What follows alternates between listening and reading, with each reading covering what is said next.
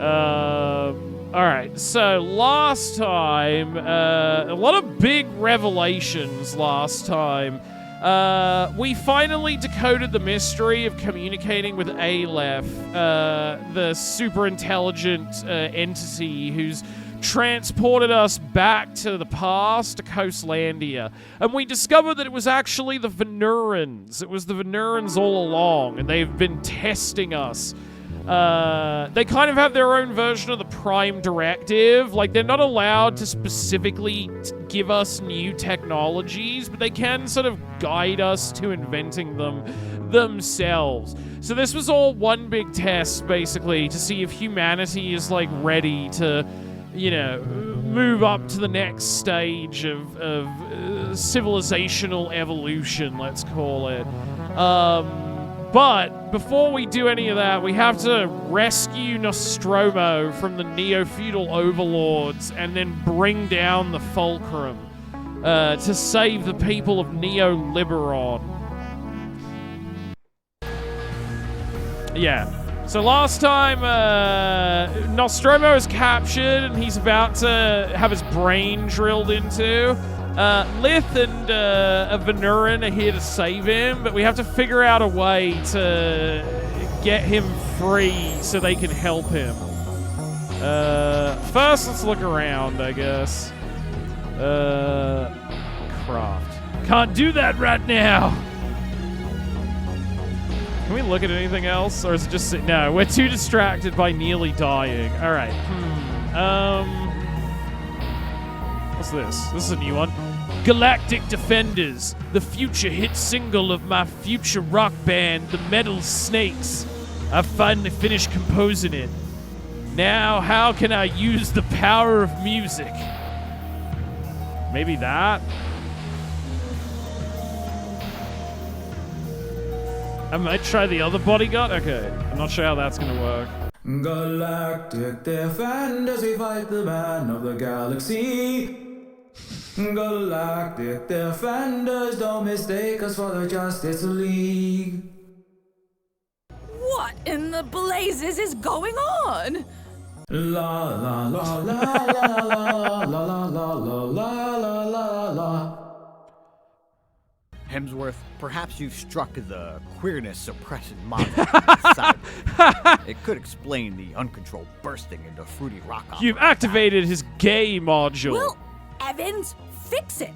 Fix it immediately before I have you chained up, flayed, soaked in formaldehyde, and displayed in a glass case in my humanoid servant museum. I can't stand any more of this abominable racket. La la la la la la la la la la la la la.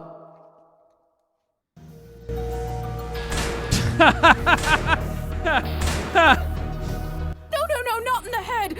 That's got a gold mine full of ancient alien techno-wizardry. We need that Rosetta Stone in his skull in one piece! Sorry, Princess Bisberg Zuckerbuck. Miss Karen! Sorry, Miss Karen. Nuking warmongers from orbit, blowing corpos out the airlock. More looks and balls than Captain Kirk, more logicaler than Spock.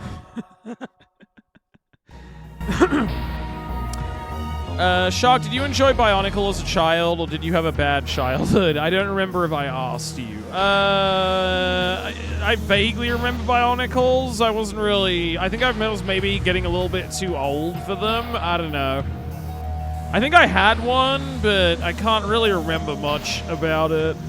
I really dig this game's art style. This game is great. Oh, yeah, no, it's awesome, Schnoz God. If you like it, it's called Neofeud. It's all made by one guy, one dev, Silver Spook, who is sometimes in chat when we're playing the game. Silver Spook wrote the game, programmed it, did all the arts, did all the music. Like, the music we're listening to right now was by them. And he also voice acts a lot of the characters. Wishlisted it? Yeah, no, you should definitely play it. It's great. The first game is awesome too. This is the sequel. You can play either one like as a standalone thing, although there is some continuity between the two games. But like if you've never played Neofeud 1 and you started with this one, you would still be able to understand the plot. But yeah, they're like, it's a super funny, like, self-aware, kind of satirical cyberpunk story. Very funny and, like, clever, and has great commentary on, like, everything that's happening in the world right now. These games feel very current, even though the first one came out, like, 7 or 8 years ago.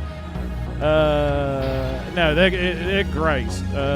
Definitely give them a try if you like the look of it, because I think these games are awesome.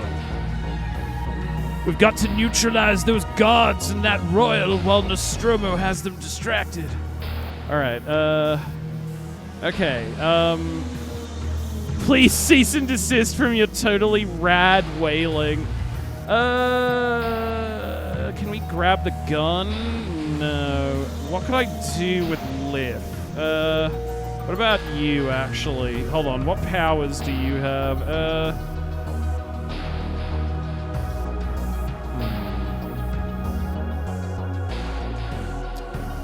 Could we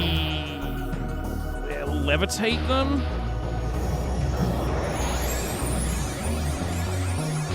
So many options, yeah. No! The Venuran! Fuck, alright, not that. Okay. Okay, I guess we have to trigger this again. That's fine, I'll just click through it.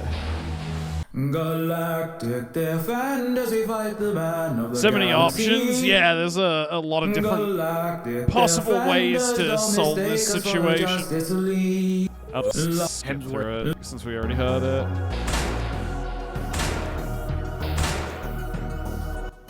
No. Sorry, Princess.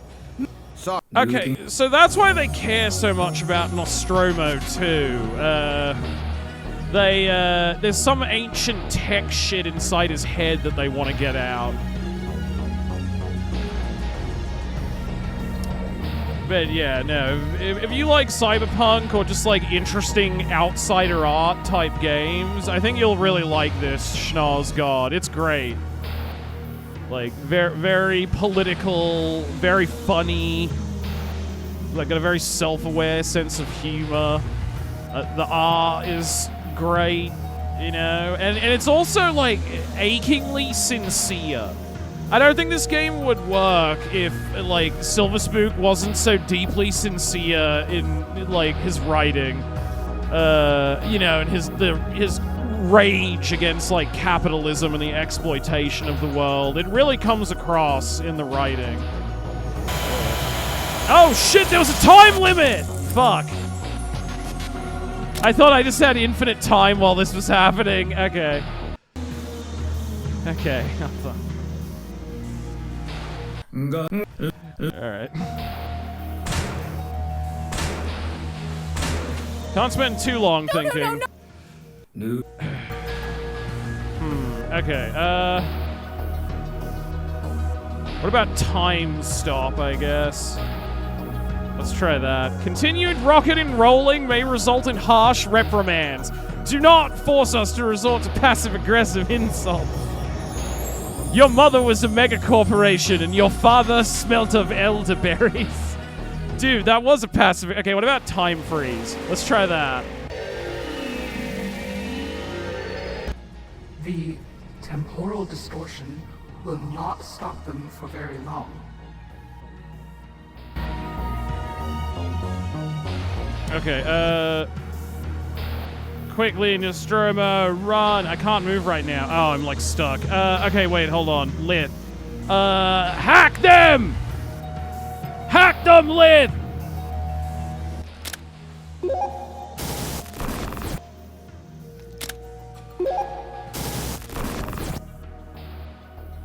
Okay, whew, we did it. How is this possible? You misbegotten ragtag cretins! Save it, Karen. You insolent peasant girl! You will address me as... Hey, Earth to Karen.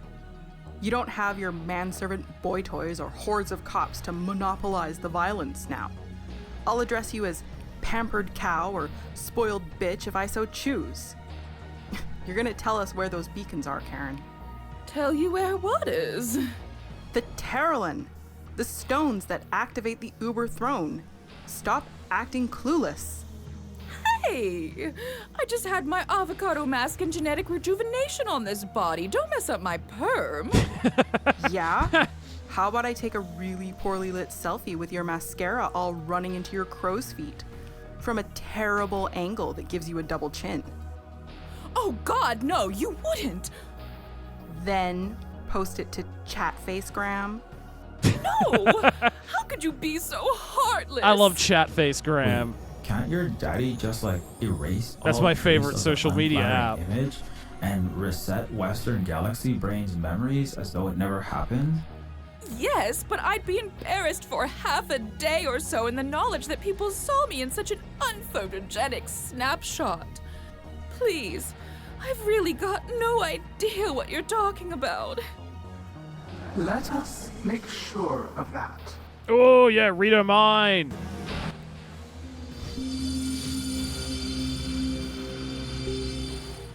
She is telling the truth. Her mind is devoid of the Terralin's. Is that the PlayStation 1, like, loading noise? You insectile filth! How dare you soil me with your alien viruses? Did you give me a parasite or something? Your abominations are gonna come bursting from my torso?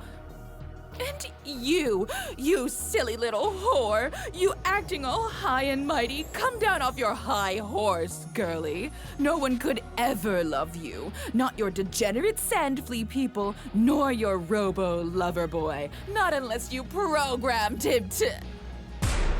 Yeah! Based! Holy Lord, Shiitake.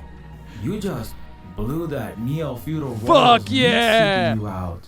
I've been waiting for someone to do that Proto-J, for the whole Christ, that game. felt good. I couldn't stand another second of that nonsense. Right? And Kailatu, you came back. Yes, grandchild. Why are you in this form again? My chitinous exoskeleton was more efficient against the guards, and my acidic blood is useful for disintegrating door locks. For real, though, it was badass. Unfortunately, that wicked witch of the Western Galaxy has an entire floor full of that. God damn it, I thought she was So, probably still Karen will soon alive. be back with Yeah. a more serious security detail. Quickly, young one. That was still really we must satisfying, exit though. this structure before the unhinged female Caligula and her cohorts Praetori return. Sybil, come in. We need evac ASAP. Roger that, Lith. Stand back, away from the window.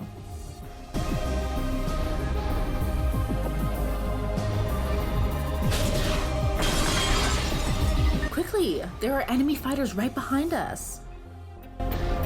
Oh, Sybil Clinton Bush, here to save us. Thank God.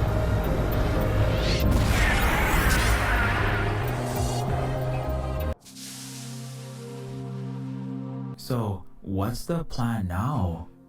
We've got to handle our problems, once and for all. Can't we just help the surviving common folk escape Eutropia? No, as our return trip to Earth has shown us, we Westerners need to finally take responsibility for our own messes, and not simply run away to a new world, whether the Native Americans' land or a new planet. And our ruling class needs to be dismissed. The stratospheric stratoplex requires de-stratification. Okay, so how do we do that? We still don't have the mass transportation method to get us to Eutropia or the Neofeudal's aerial lair. Not yet, but I now have the know-how to potentially construct the high-speed revolution superhighway. She's upgrading from centrist to revolutionary. fun. No, Princess What do we Sybil need to was build it? always a revolutionary. From She what was I just gathered kind of from dumb Elas Mandala, and didn't really know how to calls do it for large very well. quantities of She's like idealistic trilithium. and naive, but not a centrist. Trilithium, isn't that like used in renewable power and fusion cores? Where would we find that? There are Like the rich goal in the lodes of first that game is of the tectonic Egalite intestines Cooperative in our siblings land of is Euphoria. basically to bring gay space We communism also to the need world. extreme heat in excess of 10,000 degrees to properly treat the trilithium. Her revolution failed Huh. because it was Not sure if there are any undermined by furnaces around centrists here. and also because of her We own got machining tools inexperience. to pump out artillery shells, missiles and shit, but don't know if we can handle that in our RSF underground fabs. Finally, we need a Demiurge 70R Universal Constructor Unit. Jeez, the things used a century ago in terraforming? Those are rarer than uncut forests in our settler colonies. Wait a second. I think I remember a sea scraper off Ocean's Great Coast had one of those when I was stationed there. Great. Only problem is the Ocean's Great Scraper imploded from water pressure because they used cheap aluminum tin cans propped up by cheaper plastic struts for the body. Killed a bunch of idiot billionaires. that Yeah, refused to those listen to us dumbasses MGs. who blew themselves up in that Sounds about sub. normal. Do you think the chip might still be there? Possible, but you'd have to dive hundreds of feet down into the ocean to retrieve it. One last thing. Lith and I have finished the telepathic magnifier. The superpositor has been modified so that Proto-J's mind powers can be projected across the entire planet. If we need to find or talk to someone. Awesome. Well, we've got our work cut out for us. I can't wait for luxury space gay communism. I mean, that's basically the Venuran civilization in this game. God.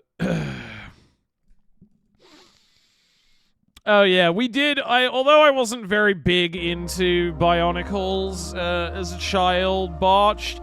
Like we have watched 2 Bionicles movies on stream before.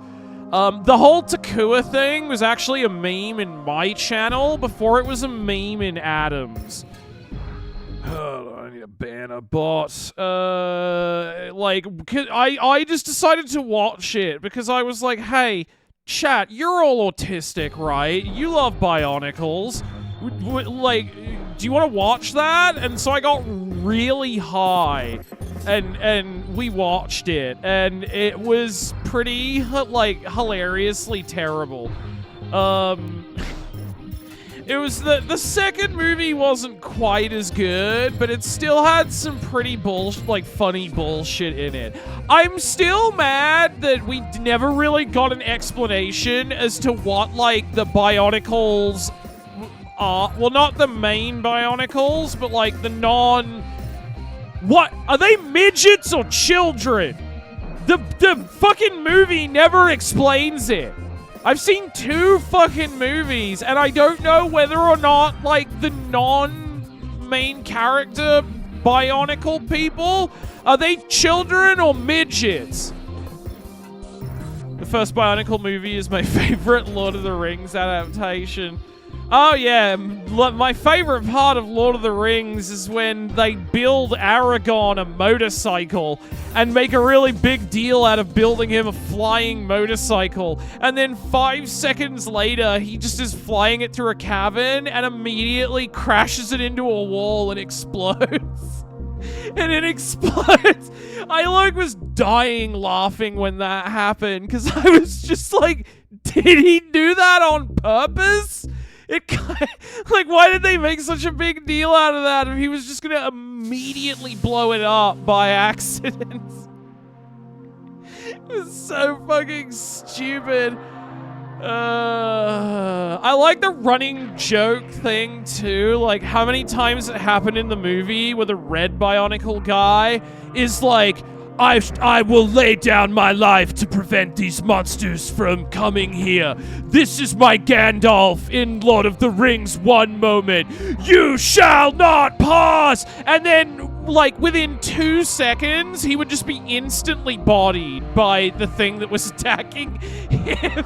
It kept happening. I was like, man, the red Bionicle fucking sucks. It's like so bad at everything. Oh, God. Yeah, no, that movie was hilarious. Is there a third Bionicle movie? Maybe we should watch that at some point. Is there a third movie of that dog shit? Thanks, Uncle Shark. Yeah, did you enjoy it, kids, when I took you to see the Bionicle movie? And I got really blitzed first, so I'd be able to stand it. But yeah, immediately when we were watching it, the whole, like, Takua! That thing just was me. I was saying that for the whole movie. Yes, watch the third one. Okay, maybe we can... Maybe they'll finally explain in the third movie whether or not they're children or midgets. Because I want answers. I'm so confused by that in the movie. I was like, wait, are they like children or just really short? How does this work?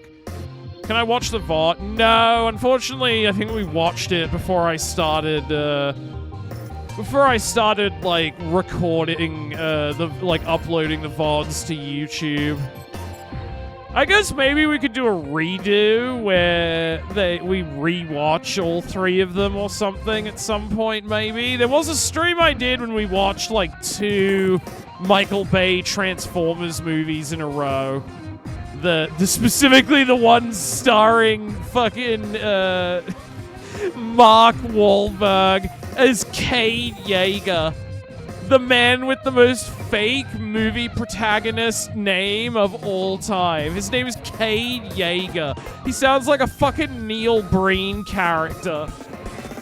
I would love that. Well, yeah, maybe we can do that at some point then. Maybe if I ever want to do a stream-a-thon, we can do that.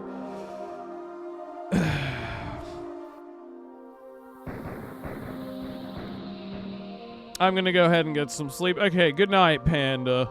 Thanks for hanging out, man.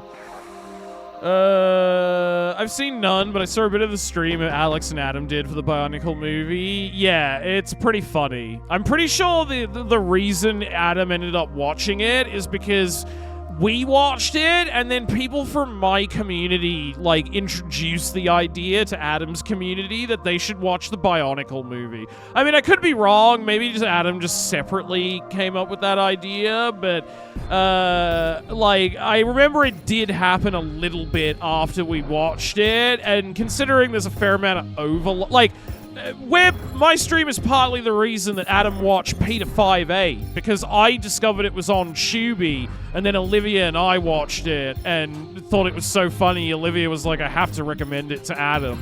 He's gonna love this. Alex, oh, okay, maybe it was I Hate Everything's suggestion then. I guess it just could have been a coincidence.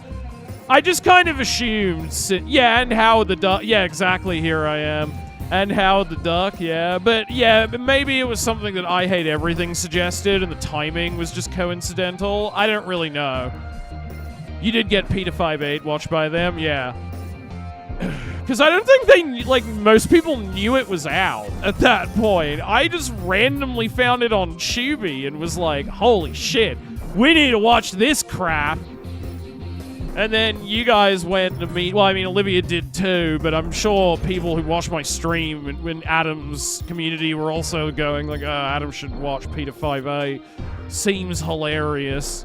We watched it with Shark, and it was the worst thing we've ever seen. All right. What do we need again? Trilithium, 10,000 degree temperatures, and a universal constructor unit. Okay. Where do we find the trilithium? Where do we find trilithium? In the land of Eugoria, our Venuran relatives' territory is rich in that mineral. Okay.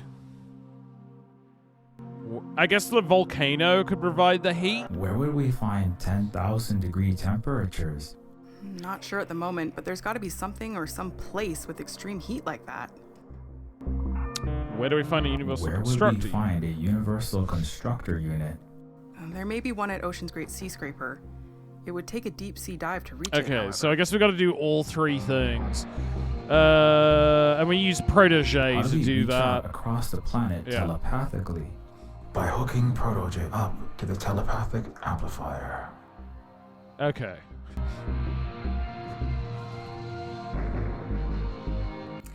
Okay, team, now we just need to figure out where to head next.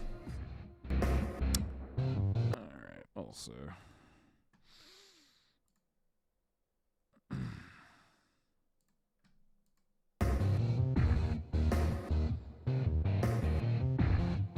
Okay, I guess we use the telepathic enhancer and Protege? Or do we use the superpositor to maybe go somewhere? Okay, there we go. Choose destination. Can you really consider yourself a cinephile if you wouldn't fuck a VHS tape? That's so true, Werner Herzog. I bet Werner Herzog has fucked a videotape. I tried to show Howard the Duck to my GF. She walked right out right after Leah Thompson mounted Howard in that flirty scene. Really? That's so fascinating. I don't understand why that freaks people out so much. Like, I agree, it's fucking weird. It wouldn't make me stop watching the movie. I thought it was funny. I'm too old for young Mike. You're never too old for young Michael. But yeah, I thought it was funny, that scene. I agree, it's cursed as fuck. What were they thinking putting that in the film? But doesn't that make the movie funnier? She hated everything about it from a conceptual level, and she kind of hates George Lucas. Well, that's based. I don't really like anything George Lucas has ever made. But I guess I gotta commend him for having good taste in ladies, because he always marries, like, hot black women. So I'm like, damn, George. Respect. I get it. But, yeah, we laugh about it, though. Well, as long as you laugh about it, that's good. But yeah, that movie was fucking hilarious. I don't get the hate. I don't get why it provoked such a strong reaction in people. Because it's like, it's fucking weird. There's lots of fucking weird stuff from old 80s movies. Part of the plot line of Back to the Future is about Marty McFly's mum trying to bang him. You know? I think the coolest thing we saw was a guy getting his cock and balls suicide squatted. Oh shit, at the wrestling show? Nice. That's hilarious. I hope the night went well though. Sounds like you had a fun time doing a bunch of cocaine and watching wrestling. That sounds like a fucking fun night. I guess let's go to Euphoria Maybe first. we should try Euphoria first? Since we defeated the Utopian invasion, they're probably the least hostile environment. Go for Oh, the you meant the lowest Frogtown hanging movie. filament Oh, sorry, first, my bad. I right? got confused. Good thinking, Nostromo. Euphoria it is. Hey, Sunday! Thank you for the raid, man. How was stream?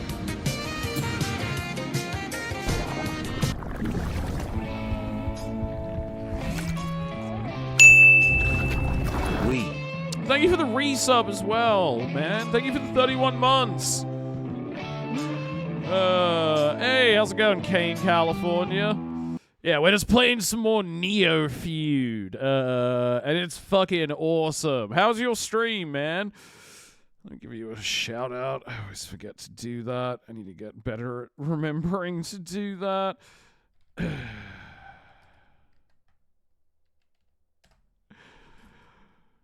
Rowdy Piper had his cock commandeered by the government. That was such a crazy plot line. I mean, I suppose it was pretty grounded compared to how deranged Legend of the Rollerblade 7 was, but still. It was fun. Got a PB on the Simpsons hit and run speed run. Oh, nice. Fuck yeah. How goes the feud? It's going pretty good. We're getting up to the exciting climax of the game.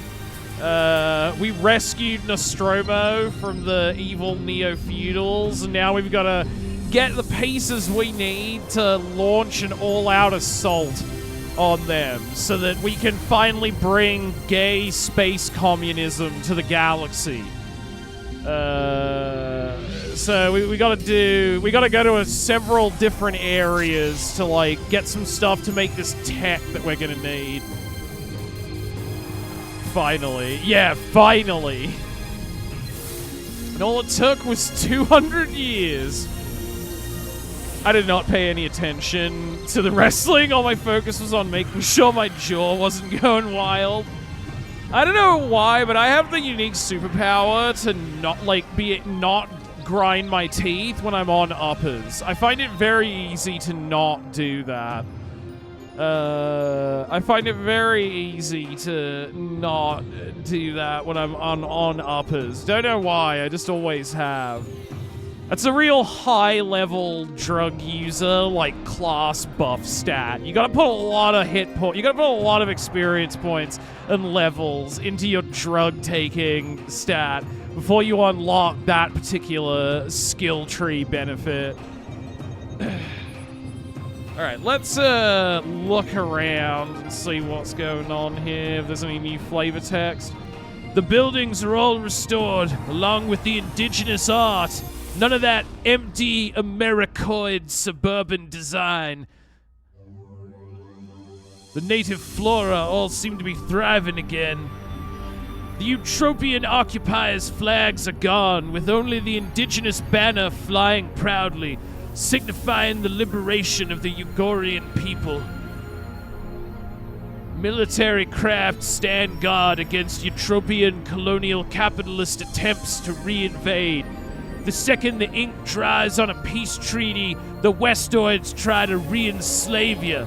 Strong defense and vigilance are necessary. Yeah, I mean, just in the last, week or so, Trump signed a peace agreement with Iran and then immediately went back to bombing them. Alright, what else is there to look at? The sky looks much better now that it's free of those smog-belching fossil fuel plants, war, and intentionally set wildfires. A pyramidal structure of some sort on the horizon. Hey, Silver Spoon! Yeah, you're close to the end? Ah, yes, the peace agreement. Yeah.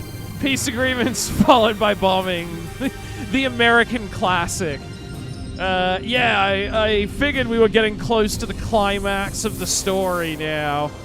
We need to find the 3 pieces of tech, well, 2 pieces of tech, and then the place to make it, so that we can launch an all-out assault on the Neo-feudal overlords. So I figured, yeah, we were probably approaching the climax at this point. The Ugorian territory has been renewed from polluted, war-torn wreckage to vibrant green ecology and sustainable advanced cities. Land back is a success. Alright, so that's everything. Ooh, Venerum. A Ugorian is restored in the Garden of Eden. Okay, I think we've looked at everything. Yes. Seems like it. Alright, Baraxa. It's Baraxa, the Ugorian. Alright, let's talk to them.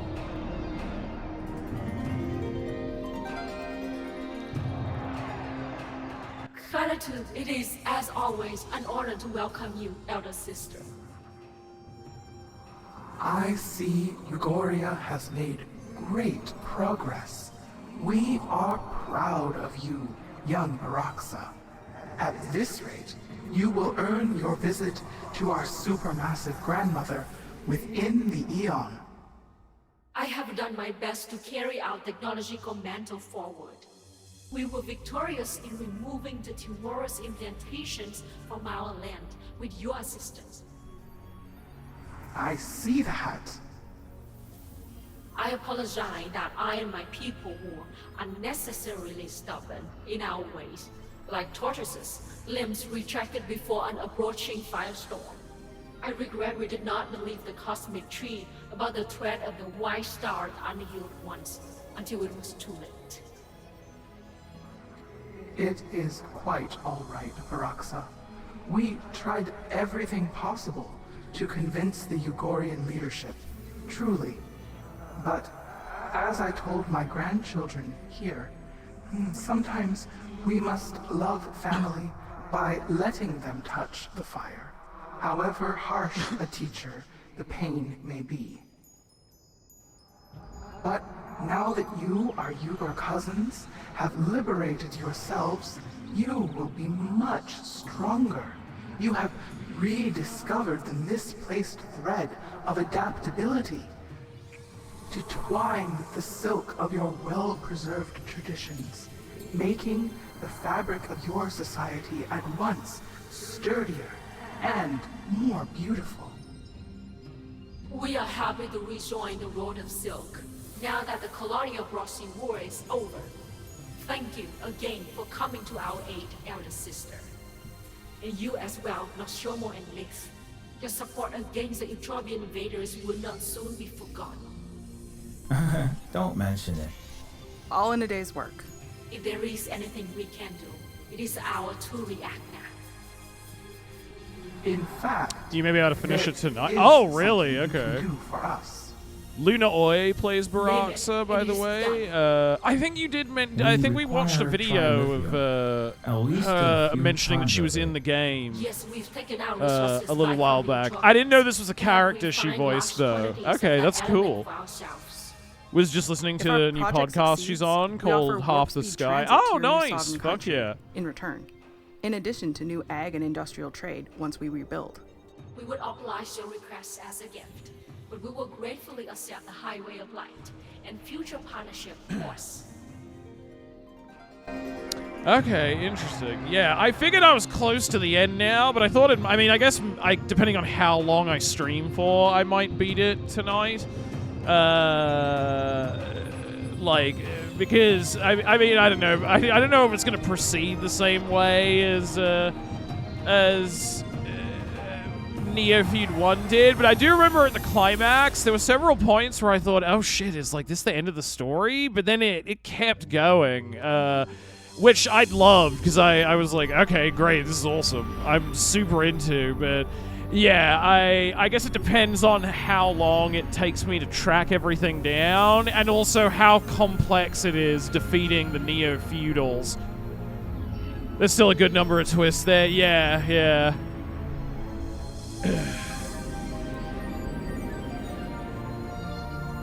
Yeah, because like I'm remembering in the first, like at the point where you'd think you were gonna win, and then suddenly like Carl is imprisoned, and it seemed like all hope was lost.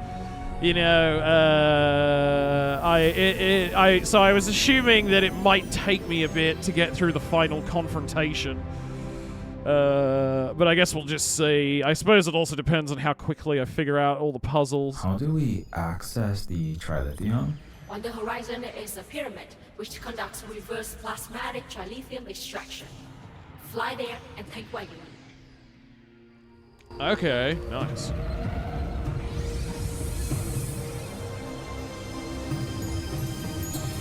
Okay, do we just click on it?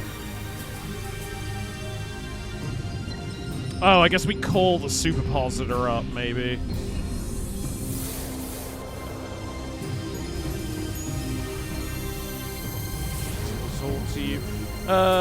Maybe I interact with it? Let's load up the trilithium. Okay, there we go. Interact was the correct option.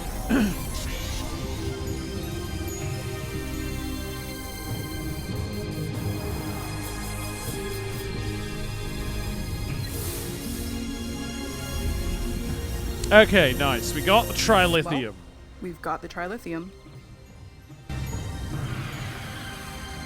Click the left edge. Okay, I mean, I've looked at everything, basically. I probably can't go in the building.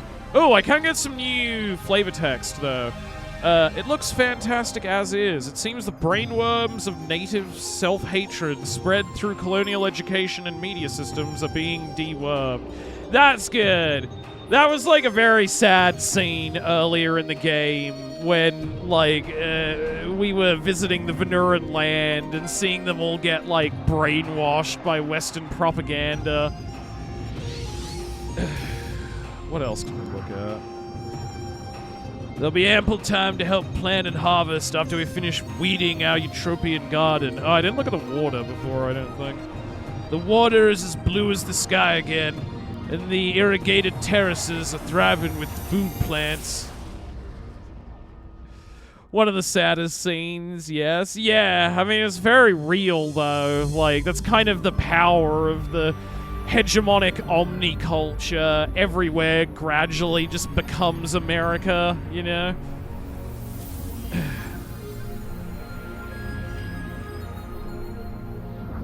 The Ugorians have significant amounts of trilithium somewhere, but we need to speak... Okay, we need to speak with them first and come with a mutually beneficial arrangement. Alright, I don't know if there's any other flavor text to get. That's not working. Yeah. Neuron? Yeah, it's not working. Alright. Okay, we can leave now then. I think that's everything I need to look at. Actually, I guess I'll just look at the trilithium and see what it says. Trilithium. A powerful, valuable substance needed to make warp gates. It needs to be heated to 10,000 degrees. Now, how could we do that? I think I have some idea. Alright, let's,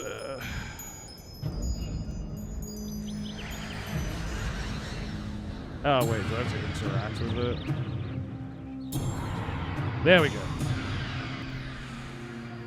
This part is mostly go to X, collect Y, and combine various items when you... Yeah, I figured that was basically this section. We need to get the techno MacGuffins to advance the next part of the plot. Alright. Extra, is there any other things we can look at while I'm here? I don't know if I inspected, like, some of the new stuff that's here now since the Orangutan Island revealed itself to be a hidden base for the communist resistance. A revolutionary symbol harkens back to Earth when those sick of being hammered down took a hammer to the wheel of capitalist misfortune instead. A revolutionary Silicon Forces flag, the symbol of our formidable, organized, lathed and loaded friends.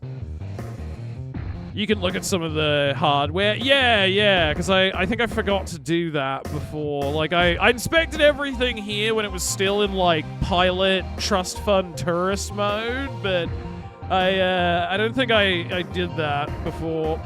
My one critique with the company I saw, it all looks and feels really scripted.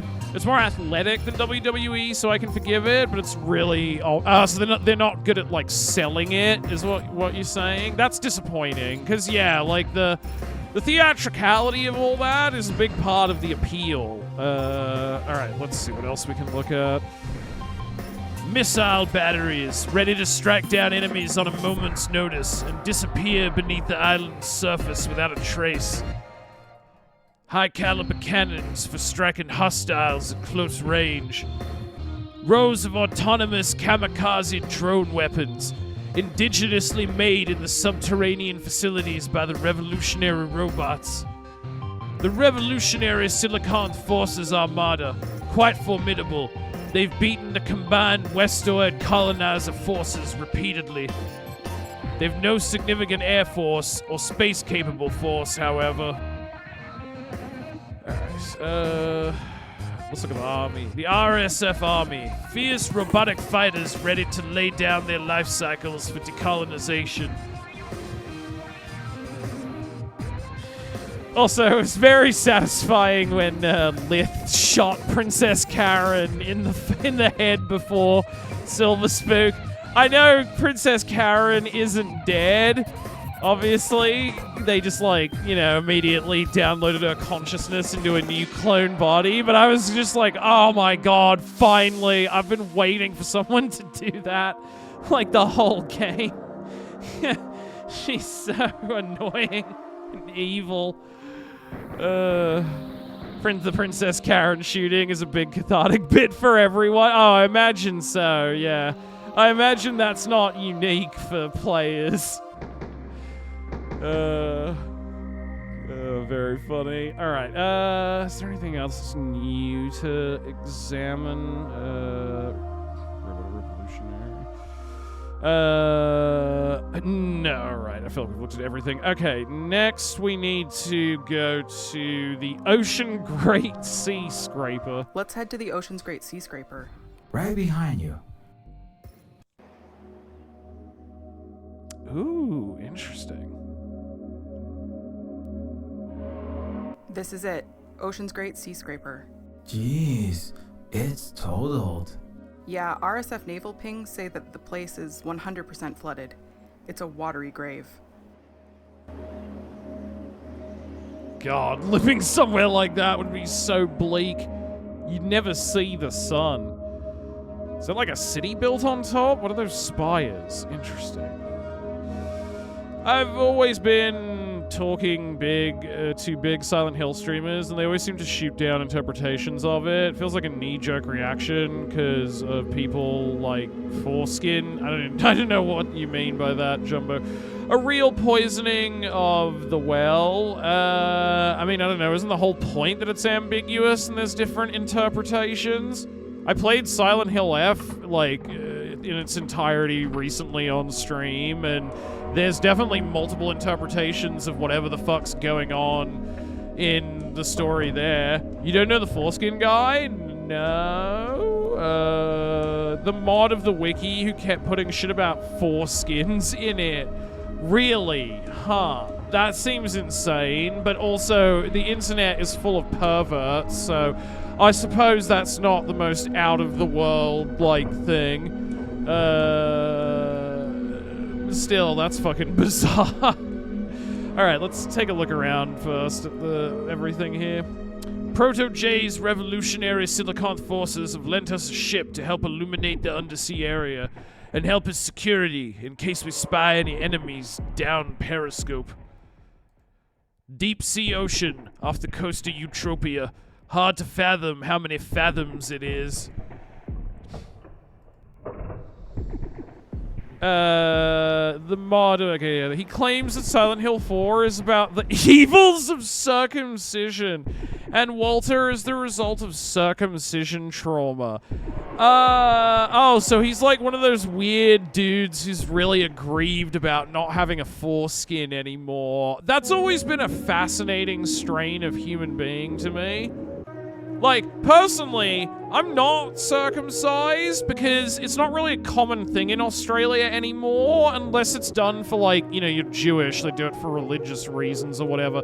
But it's not really a common thing that's done to children in Australia, and it hasn't been for a very long time. I think it's kind of pointless in the modern world, to be honest. But also, like, if you're circumcised, it's fine. It's not a big deal. I don't understand people who make it their entire personality. I'm circumcised. I don't think I'm missing out on anything. Yeah, it's fine. It's not really a big deal. I do agree that it's pointless, and it's probably like a thing that shouldn't be done anymore because it has no real meaningful benefit at this point. But, people who become hyper-obsessed over the fact that they were circumcised against their will and have this big aggrievement about it, it seems odd to me. It's pretty common here. Yeah. Well, I mean, it was the default for a very long time, because the idea was that it was meant to help with cleanliness and stuff. But, like, we live in the modern world with running water and stuff. It's not really necessary to do anymore. But it's not like it fucks your life up by being circumcised. Millions of people are circumcised. It's fine. You know, I just think it's kind of like a pointless, outdated thing at this point. And as a result, like, at least that's the opinion of the medical... Like, in Australia, it's like, you can request it, I guess, but that is not the default. Doctors don't just do that, because it's like, well, why would we do that? There's no real reason to anymore. Silent Hill 4 has symbols like umbilical cords, wombs, and childbirth, but sure, it's about your cock. Yeah.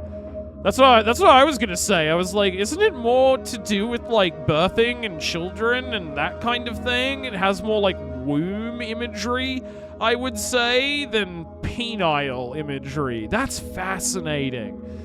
He's, like, obsessed with foreskin theories in Silent Hill. He was somehow one of the biggest editors of the Silent Hill wiki, so it created a ton of drama. That's super funny.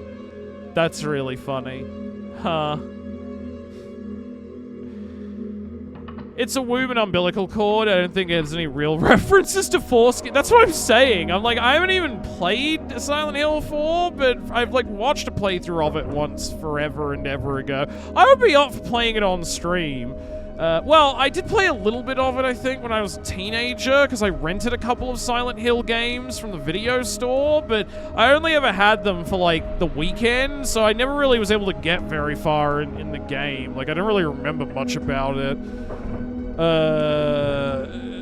But I do know that it's, like, it's about some dude who thinks that, like, his mother was an apartment building, like a literal apartment building. So he basically kills himself and a bunch of other people so he can turn into a murder ghost. It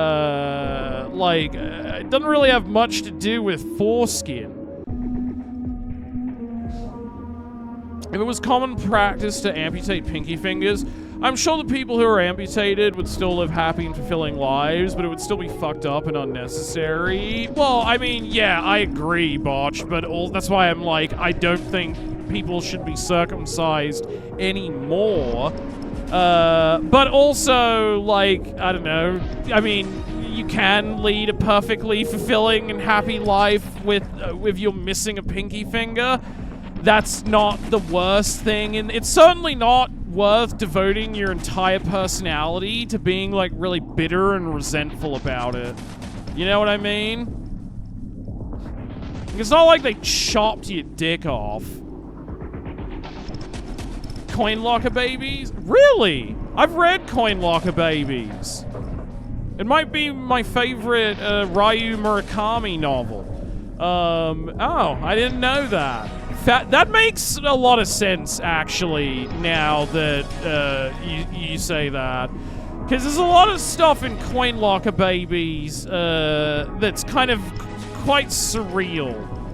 I think the villain is primarily the thing influenced his personality. Yeah, I could see that.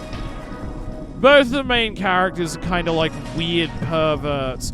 Coin Locker Babies is this novel about these two Japanese babies who are orphaned, discovered inside a coin locker in a Japanese train station, like just left to, you know, die of heat stroke or whatever. But they get found by an employee of the train station, and then the book just kind of follows their life, like growing their childhood and then growing to adulthood, where they both become complete freak weirdos. One becomes like this degenerate rock star kind of like character. The other one is a professional athlete who has a really weird girlfriend who has a pet alligator and who has literally turned her entire apartment into like a habitat for the alligator. Like, she's flooded her apartment and basically turned it into a swamp. It's very surreal and strange.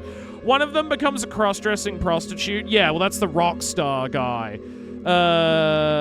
One of them becomes a cross-dressing male prostitute. Hey, Silver Spoon! Thank you for the raid. How's your stream? One of them becomes a cross-dressing male prostitute, hooks up with D. Yeah.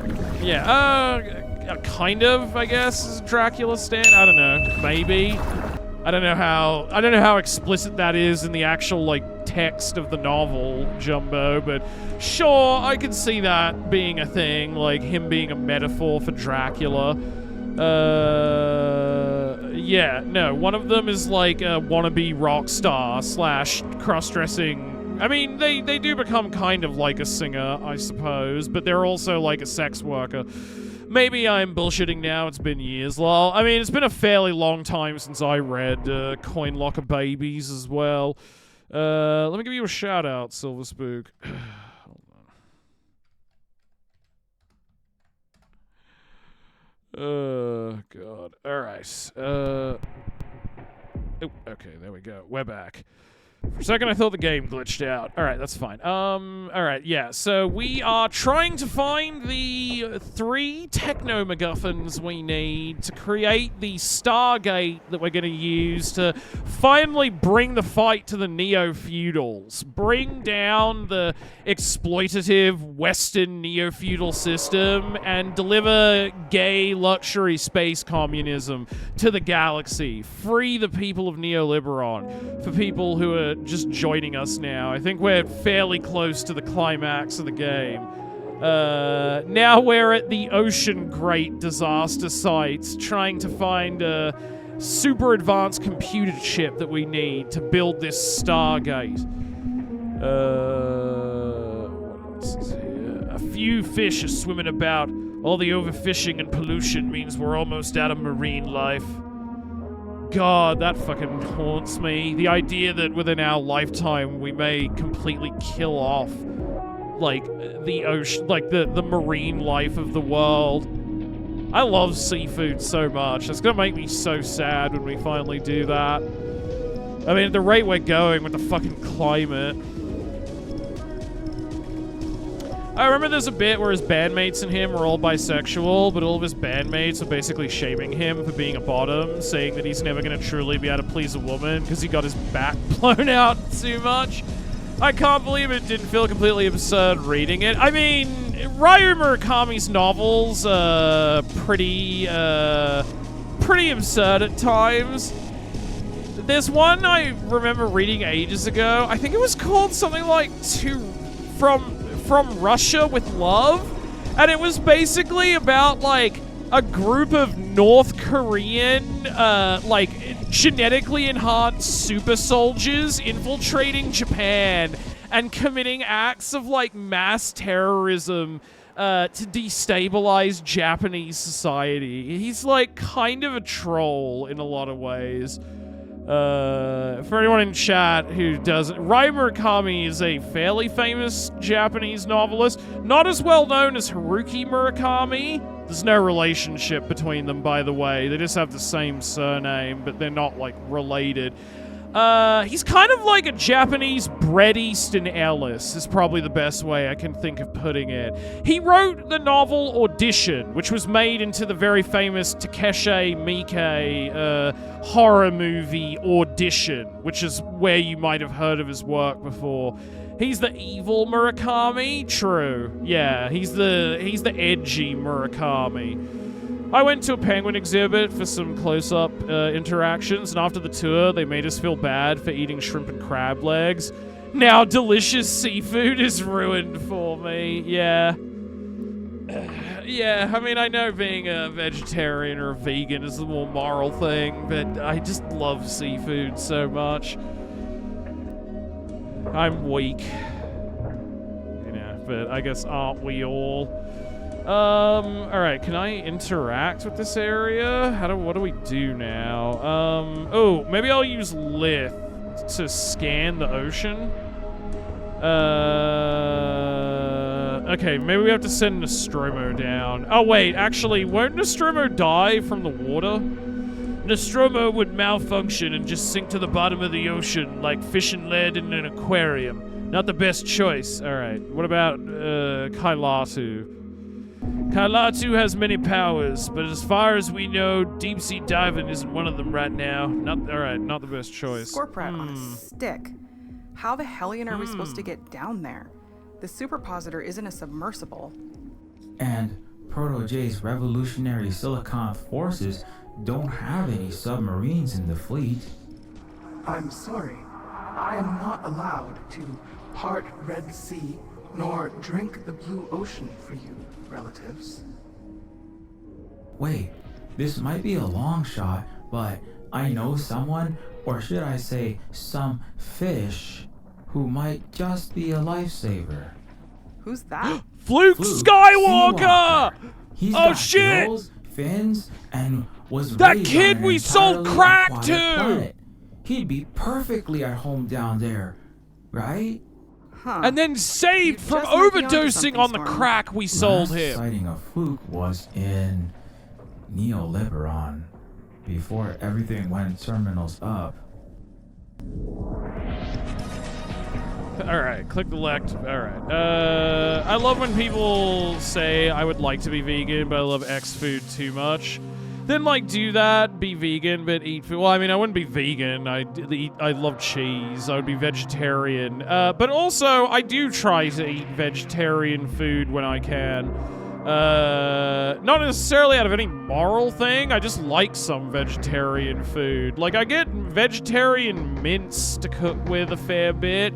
And I get veggie products some other times because, like, they tend to last longer in the fridge than regular meat, and some of it tastes pretty good. Yeah, like, tofu's really nice. I love tofu. I do, like, eat a decent amount of vegetarian food for someone who's not, like, strictly a vegetarian. I just really love, like, meat, you know? Like, I'm sorry. I'm sorry for being a creature that evolved to consume meat. I would be totally on board if we could make, like, lab-grown meat that I don't have to feel bad about eating. I'd totally be on board with that. Because I just like the taste of it. Tofu's great. I love lentil stew. Yeah, no, there's heaps of, like, good vegetarian food. You know, like, I make vegetarian Swedish meatballs sometimes, just because, like, the vegetarian... What's that corn stuff? You know, the one that's spelt, like, Qorn that you can get in the supermarket, and it's made from, like, mushroom butt fungus or something. Oh, that's it, sorry. Qorn. Corn. Yeah, like, I you know, use that to cook fairly often. Corn is good. I fully support anyone strong enough to be vegan. They're in the right, yeah. Well, unfortunately, that's not me. Alright, we gotta head to Neoliberon to find that kid I sold fentanyl to. Wait, we know we need to get Fluke in Neoliberon, but we don't know exactly where he is. Okay, we need to use Protege's Yes, and powers to electronic find him. communications are still blacked out there. If only there was some way we could remotely pinpoint Fluke's location. Alright, hold on. On second thought, let's think third and fourth thoughts about our travel itinerary. Some people who overcompensate against vegans and act like all vegetarian food scum are tripping. I think diced mushroom meat for substitute for curry is incredible. I ate it next to meat items. Hey, wait, no, I wasn't talking about that. But yeah, I mean, just in general, like, some substitute meat stuff is really good. And there are some dishes that are just, like, delicious vegetarian dishes on their own. You know, like, agadashi tofu goes hard as fuck. I love that shit. I'm sure you could make, like, a vegetarian Chinese mapo tofu as well. I like mapo tofu a fair bit. I'm sure you could make... Because, like, the thing that makes that mapo is just the spices. I'm sure you could just get vegetarian mince and put it with that and make, like, a vegetarian version or vegan version or whatever you want to call it. But, yeah. Alright, hold on. We need to use Protege. If y'all need to find Fluke, the swimming shorty, maybe I can help with that Prof X Cerebro Or thing. Bimbap. Yeah. The telepathic Yeah, exactly. amplifier should be able to reach minds in Utopia. It could work. Great idea, guys. Based on sporadic reports, there may be many Red Star members still alive in hiding. Hopefully Fluke is one of them. One way to find out. Let's hack my own brain. Or hack the planet. Hack the planet. Hack the planet! My brain. I love hackers. So dumb.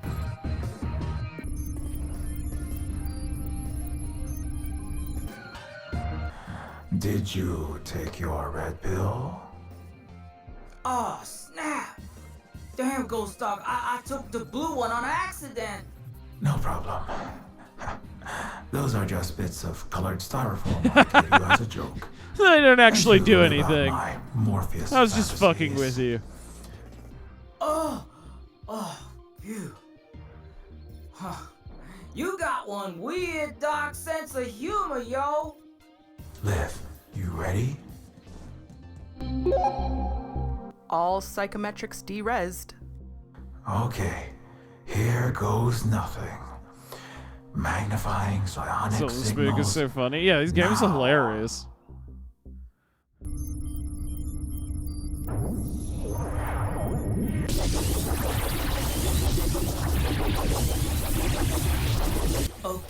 Okay.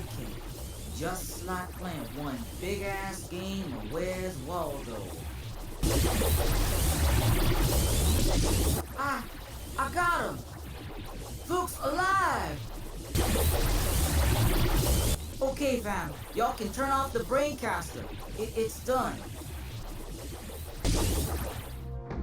It worked? Hells yeah, dog! I could tune into 1 billion mind channels and shit. You a genius, Silver Spook. Nah, I'm just a genie housed in an indigo, time-bending, odd-shaped lamp, which makes the real magic happen. But I'm glad the telepathy amplifier panned out. I think I freaked the water boy at first by talking in him head. Thought he was coming down with the schizos from dropping too much safe-and-ill opioids or something. Probably from that But fentanyl I good sold news, him. The super sound ray or whatever works. And I told Fluke to meet us where Liv suggested. Great. Now we just need to hop on over to Eutropia, the saddest place on Eden. Okay, so Eutropia. Oh, whoops. Gotta grab the interact thing. To Neoliberon. We'd better head to Neoliberon ASAP. Proto said it sounded like the little sardine was in hot water.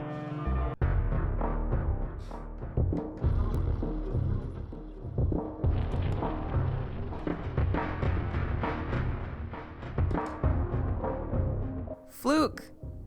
Fluke! Are you out there? Hey, Fluke! Come on, let's get you out of here. Boy, am I glad to see you guys. I nearly got my flipper shot through about an hour ago. Fluke! It's great to see you, kiddo. We're happy I didn't to think see he'd end your up coming sales. back in the story. That's yeah, cool. I'm glad we found you. But you better get in quick. I think I see some murder bots shambling this way. You don't gotta tell me twice.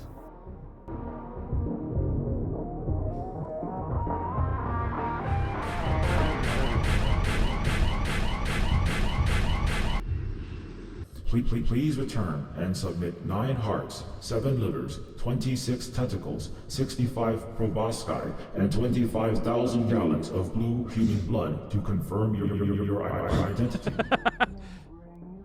I saw a typo. I mean, that's probably going to happen, like, in a game with this much text that's being made by one single dev. Like, I saw typos in the fucking demo for Zero Parade's Misery. I feel like that's far more embarrassing, since that was, like, an entire game studio with multiple writers, and probably, like, testers and quality control people, and they still somehow missed that. Damn, really? I saw multiple typos in Zero Parade's Misery. You know, like, especially like, considering how I think my playthrough of this game is probably going to be over 20 hours long. That's a lot of, that's like a full-length novel. That's a lot of writing to do. I don't know what the eventual word count of the script is, but probably extremely high, I would think. So it's like, if there's one minor typo, I can forgive that. I was watching someone stream Mass Effect 1 in Legendary Collection, and they had multiple typos still in the game remaster after more than 10 years. Yeah. See, like, there are like big budget games that do that shit. I can't fault like an independent developer for having like, you know, like the odd minor typo, considering they've got 1/10 of the resources. All right, let's go back head to the Ocean Ocean Great Great Sea Sea Scraper. Right behind you. Sometimes I go onto like a large nationwide chain restaurant's website and find typos looking around the menu. It's not that... Yeah, I mean, that's really embarrassing. It's like, as a copywriter, you can't even get that right. It's not hard. Alright, Fluke. You must descend to the ocean depths. Okay, Fluke. Now's your chance to put those bioengineered flippers to good use and save the galaxy. I was saying that jokingly. Right, Golly yeah. Gosh, it's wild to think that I once wanted to live the so-called utopian dream of laser sword battling Asiatic communoids as a white Jedi knight, or blowing away Red Menace Venu Indians and coming home a hero. But now I actually get to fight on the actual good side of the Galactic Silk Road? It's a real dream come true. You can count on me, Mr. Nostromo. According to schematics I hacked from the Ocean's Great mainframe, the Universal Constructor should be located on sublevel B36, near the bottom. The device is briefcase-sized and, thankfully, waterproofed. What if someone else beat us to the chase? Then we're SOL. But given the way these rich clown libertarians just throw money at these stupid projects without bothering to clean up their messes, there's a good chance it's still there. I saw that, like, the hilariously, so conservatives have been melting down about the Supreme Court affirming that American birthright citizenship is a thing. They've been losing their minds about it on Twitter. And their big argument they're currently making is like, just because you have citizenship doesn't mean you're American. And everybody understands that. Just because you live here doesn't mean that this is your country. And you dumb woke libtards need to get over that. And it's like, you guys don't seem to realize you're making the argument that, like, you should all just go back to Europe because it's not your fucking ancestral homeland. It's the Native Americans. Like, by that logic, all white people in America should fuck off back to England and Germany and the Netherlands and wherever else they came from because they don't have some deep ethnic connection to the land.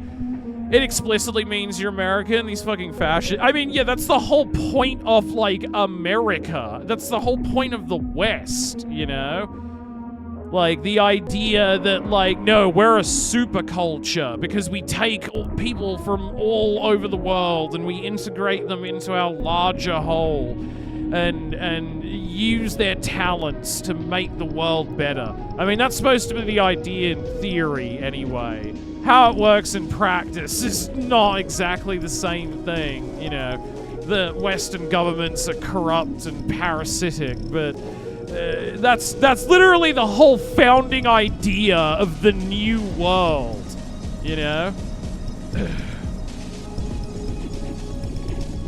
Is there anything else down in this part that I can, like, look at? Undersea.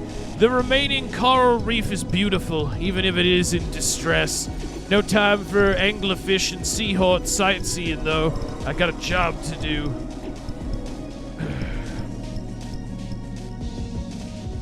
If we could get rid of the capitalists, that would be a great start. Yeah.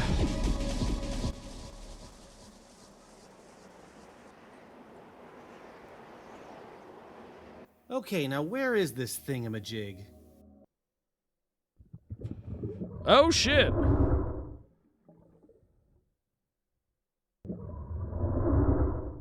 Is it friendly? Holy smokes, that's a big beluga! Nice fishy, nice fishy. You don't want to eat this little fish stick, right? Uh-oh. Run, Fluke! Uh-oh, he's coming closer. Whether he's a gentle giant or Jaws, I, Megala, don't want to find out. Oh, dear.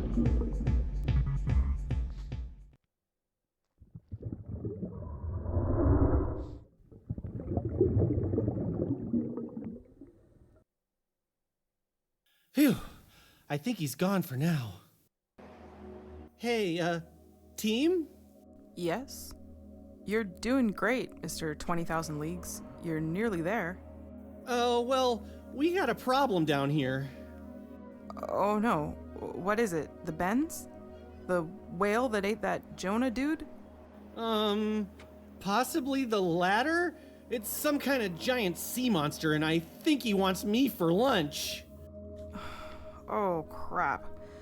Okay, just, hold on while we think of something. We gotta find a way to help Fluke out.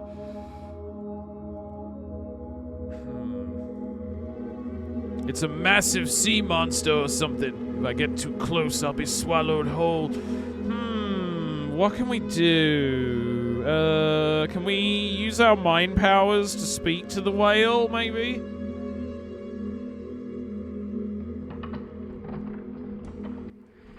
It is Kymos, a sea cousin of the Vimothos. This aqueous relative does recycle life force of smaller carbon-based dwellers, of Mother's salty blue womb. You're saying this huge fish is gonna eat me?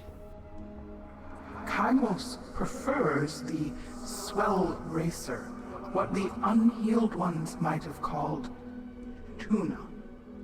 Unfortunately, the gluttonous young ones have over-harvested the swell racer and infected Mother Yeaton's amniotic depths with plaga oceani.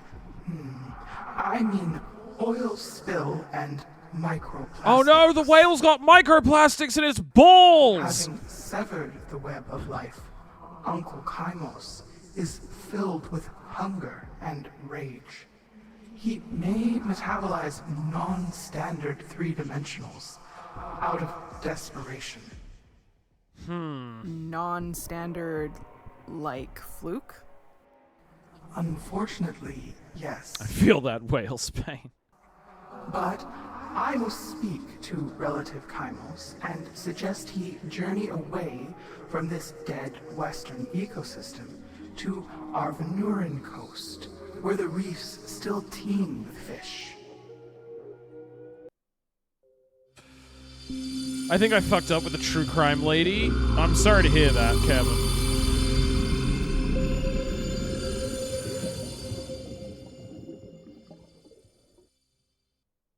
Whoa, whatever Kailatu did, it worked. That giant sea monster just swam off. Thanks.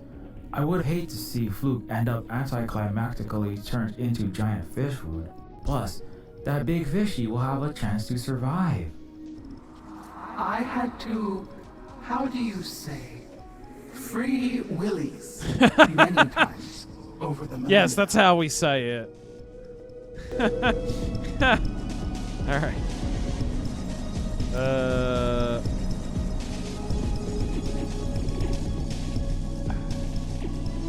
Coast is clear. I can get to the sea scraper just fine now. Asked her about the true crime stuff. She gave me an answer, and I responded with a noise she took as very judgmental, which I can see. That's unfortunate. I'm sorry you reacted that way. I mean, what was her answer for it? A sea scraper. It's like a neoliberon city building, but upside down. I'm supposed to find sub-level B36. I guess I just interact with it. This floor reads B36, but something's blocking the way. Lith, I can't get in. There's a giant tube thingy taking up all the hallway space and it won't budge. What? Yeah, it kind of looks like a giant Gloxycontin opioid pill. Gloxycontin. Oh no. Another billionaire wannabe Cousteau shit for brains must have crashed his submarine into the sea scraper. Okay, hold on, Fluke. We'll see what we can do. Alright, I guess we can maybe use Kailatu's powers again to move the ship. She likes hearing about the killings. She finds the murders fascinating, but not the murderers. She views the victims as archetypes, even though they are real people. That's kind of a weird answer.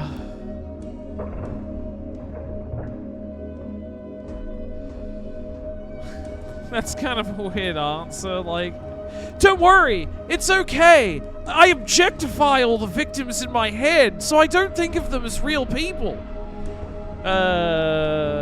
That's strange. You should find someone with... Yeah, I'm gonna say maybe it's for the best that things, like, that she's mad now, or that, like, you might be breaking... Well, I don't even know breaking up. I don't even know if you're really seeing... That you've been seeing this woman, casually dating her or whatever. That's how I felt. Yeah, no, if anything, that answer makes it worse, I think. I was like, so they're like characters from a show. Yeah, I find that bizarre, because it's like, just watch a horror movie for fuck's sake. Do you not find it, like, I like a bit of gore and stuff. I'm a big fan of horror as a genre. Do you not find it weird that you derive the same titillation that I do, except with me, it's fake, made-up violence, it doesn't hurt anyone, and with you, it's like real-life human beings who are suffering and being mutilated? Does that never give you pause?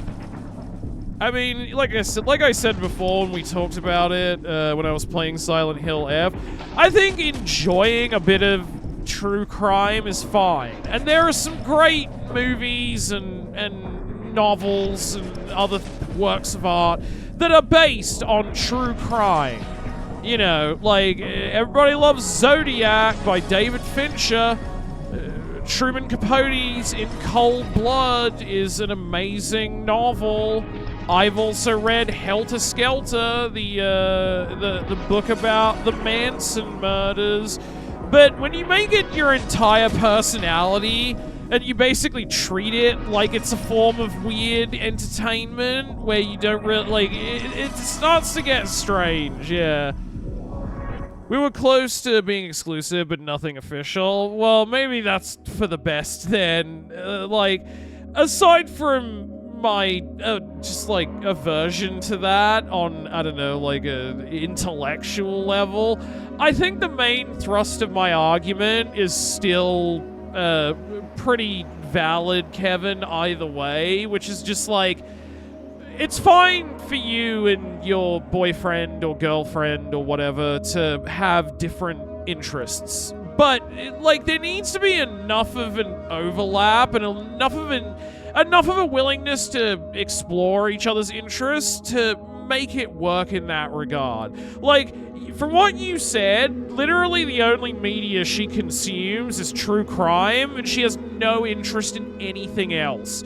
So it's like, what are you gonna do for the rest of your life if you stay with her? Like, just pretend to like true crime and indulge in her weird, like, hobby in that regard? You know, it's not like she's into movies or something, or reading, where there's like a whole universe of diverse things that she could be reading and that you could share with her, even if you don't like all of it.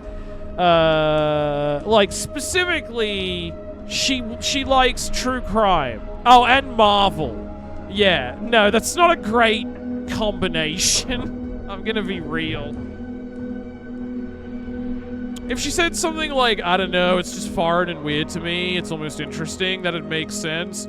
But being that much into true crime and also removing the humanity from it seems borderline, like she wants to do a Minecrafting. Yeah, there are people like that, that's true, here I am, who are like sickly obsessed with that idea. Like, I've met people like that before who, you know, in the process of having like a conversation where we're both like drunk or really high or something, they just casually drop like, oh no, but like, haven't you always fantasized about what it would be like to kill someone, dude? Like, imagine what that would feel like. Bet it would feel like amazing, wouldn't it? Huh? Validate me. Tell me my sick urges are normal. And I'm always just like, nope. I've literally never fantasized about that. Because I don't have a weird, like, hard-on for murder in the way that you clearly do. Like, I've always found that super weird, that there are people like that, and I'm just like, no. what do I think killing someone would feel like? I imagine horrible. I imagine, like, I would feel completely awful doing that because I don't want to harm another human being. Like, I think it would cause me horrific mental distress, honestly. Like, I'd be traumatized by it. I'd think about how horrible it. That's exactly it, Misery. Yeah, like the only thing I envision of that is that I would feel incredibly awful and would probably be traumatized by having to do so. You know, it's fucking weird. When I asked her to clarify about how she feels about the victims, she said she views them as archetypes. That's the best way I can translate it in my head. That's really fucking weird. That's really weird.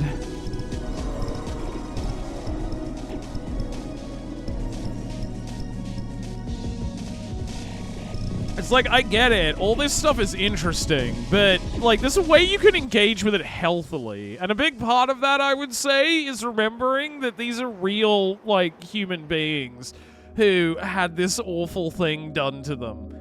You know. So, like, put it back in your pants when you're watching it, huh?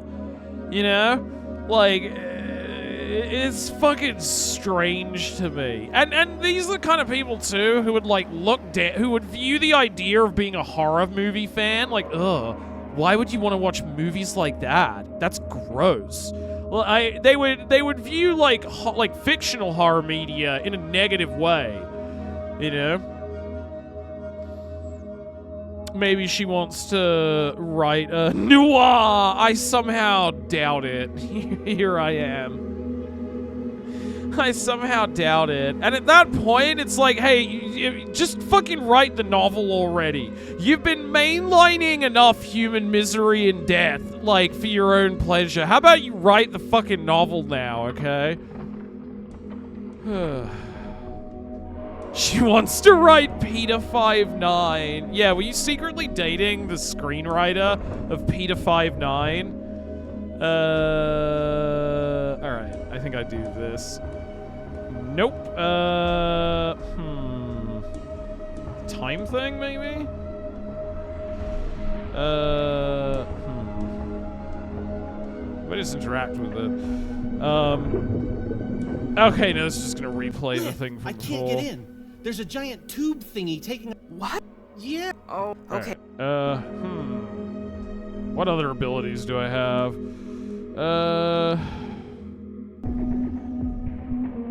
Is it a separate thing that I have to click on that's blocking it? Or, what else could we do?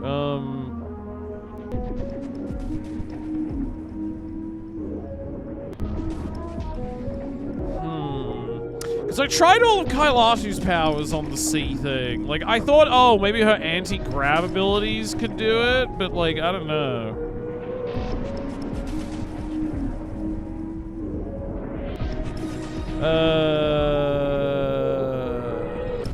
Yeah, temporal distortion. I don't know how that would work either. Yeah.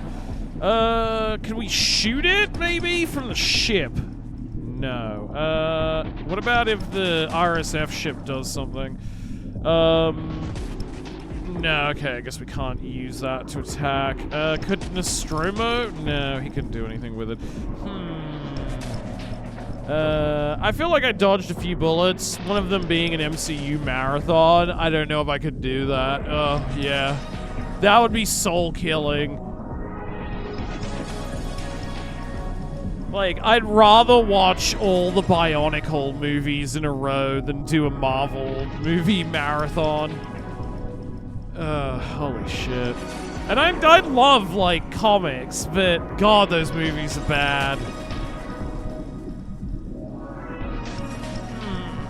Alright, what do I do here for this? Takua! Takua!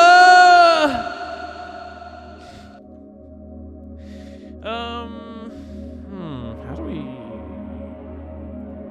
get in this? No, okay, it's just replaying this thing again. Lith, I can't get in. Oh no. Okay, hold on. What can we do here for this? My favorite bit. Yeah, it's pretty good. What the fuck is Bionicle Day? The fact that it's still partially floating suggests there may be some unflooded floors within.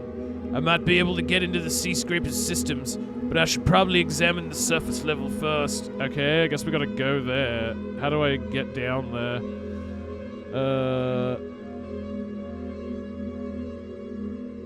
Oh, wait, maybe I have to go in as Fluke or something.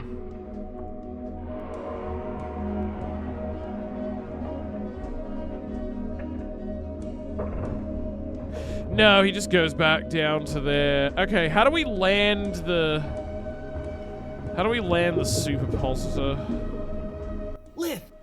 Okay. Alright,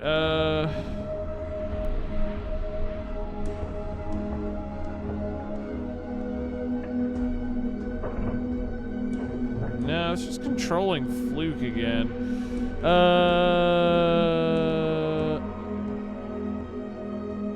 Oh, wait, maintenance access. Okay, let me look at the devices. Some random antennas and lookout towers, nothing of use. A maintenance access panel. Okay, there we go. I've worked on this exact panel before. Okay, let me do that. Okay, I'm figuring it out.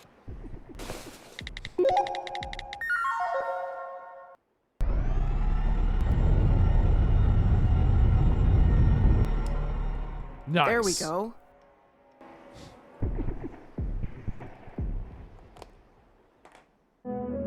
Whoa! A bunch of the lights in the big ol' undersea tower just came on. Okay, Fluke. There's an industrial robotic arm down there, and I've patched into it remotely. I'm going to try to shove the submarine out with it, so do a little backstroke, okay? Yes, ma'am. Roger that.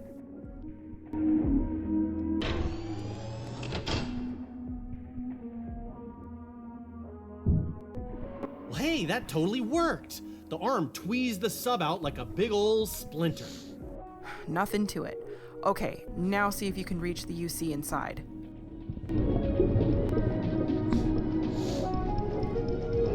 Say, while I'm diving for y'all's pearls down here, why'd the owner call this thing Ocean's Grade anyway? The moronic micromanager billionaire had the absolute genius idea to use metal bar grating for the floors of the sea scraper because, and I quote, glass barriers make it harder to see the fish and turtles. Felon Nemo, the jackass founder, insisted to the last second against basic laws of fluid dynamics on the grates, which instantly flooded all levels of the underwater structure on launch, wasting hundreds of millions. But Westy Press gave him glowing reviews as a risk-taking trendsetter. Nemo spent another $1 billion ordering super pumps that would perpetually bail water out of the ever-filling basement in his porous submarine edifice. Hey! The pumps Thank you for the burned follow, through energy bills worth Algernon. the entire cost of the project in 2 days, and the structure still flooded and sunk again, along with another few $1 billion. You big Daniel Keyes fan? Jeez, what an idiot. I'll bet he was named That was the Goofiest writer Person of the Year Flowers after that. for Algernon, right? Oh no. He was given Smartest Westerner of the Century Award. Thank you for the follow, won a though, Nobel man. Peace I appreciate Prize, it. Was put in charge of Utopia's Science and Engineering Association, given another $1 trillion in investment capital, and successfully ran for president. Anyway, the original name was actually Seagate or Ocean's That sounds Gate or about something, right. But Ocean's Great memes making fun of the unbelievable stupidity of this sunk, costly phallus went viral, and the name just kind of stuck around. Whoa, that's wild.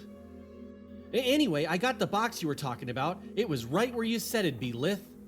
Great job, Fluke. It's not the Stellar Warriors laser sword battle you dreamt of. It was but Keys, you really yeah. helped Okay, I thought liberate so. the star system, sport. Wow, it really means a lot to hear that from you, Captain Manhole. Yeah, sorry I doubted you and pulled a gun on you that one time. You truly did your aquatic people proud, kid. Yeah, good catch. Thanks a lot, Yeah, Miss no, it's Lith. great. Okay, Very I'm sad. coming up.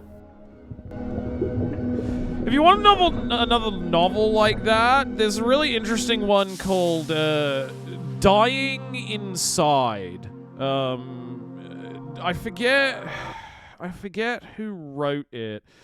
I forget who the author is. Hold on, I'm just gonna look it up. There's a great novel called Dying Inside. It was written in the 70s. Rob Silverberg. That's it. Robert Silverberg. It follows a middle-aged telepath as his like mind-reading abilities begin to fade away. You basically just kind of follow along this character who's sort of this sad middle-aged guy who has the ability to read other people's minds. And rather than it being some like exciting adventure where he gets his powers back and, you know, like stops an evil conspiracy or something, like that never happens. It's mostly about just like the way that his abilities have shaped and kind of ruined his life, because he finds himself like unable to connect with other people because he constantly knows their thoughts and like has really flawed relationships because of that. And now, like in his sort of like middle age, his powers are deserting him and he doesn't even know what he's going to be able to do with the rest of his life now. It reminds me a lot of Flowers for Algernon because it has a similar kind of like very sad, mournful kind of quality to it. And I feel like I never hear people talking about that book very much. So, as I have done in almost every like stream I've done of Neofeud 2, here's another obscure science fiction novel that someone in chat should probably read. So like one other person other than me can have read it. It's cool though, check it out. It's very interesting.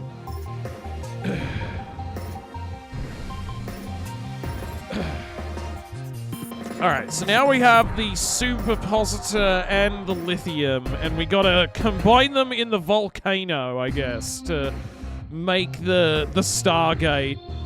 It's extremely hot, but I don't want to self-immolate right now.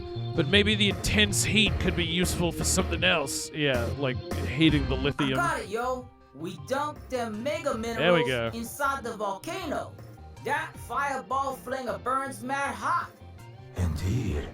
The temperature of this particular lava is exceptionally scorching due to the molecular makeup of this region. It just might work. I can pilot the craft with my mind, but I'll need at least a couple body-having folks to accompany me to assist with physically handling the trilithium minerals. Maybe Proto and I should be the ones to go, since we've got no flesh and hair that can catch That's fire. probably a good suggestion, Nostromo. Yes. Why don't you all have a little boys' day out? I was almost cooked alive in a hotel fire. I vote for Sybil's plan. Just don't let him go skinny dipping in that lava, okay, Silver Spook? Yes, ma'am. I'll make sure he's triple secured to the cargo bay with extra heavy-duty chains. Alright, gang, let's toast these mo-flacking Pop-Tarts.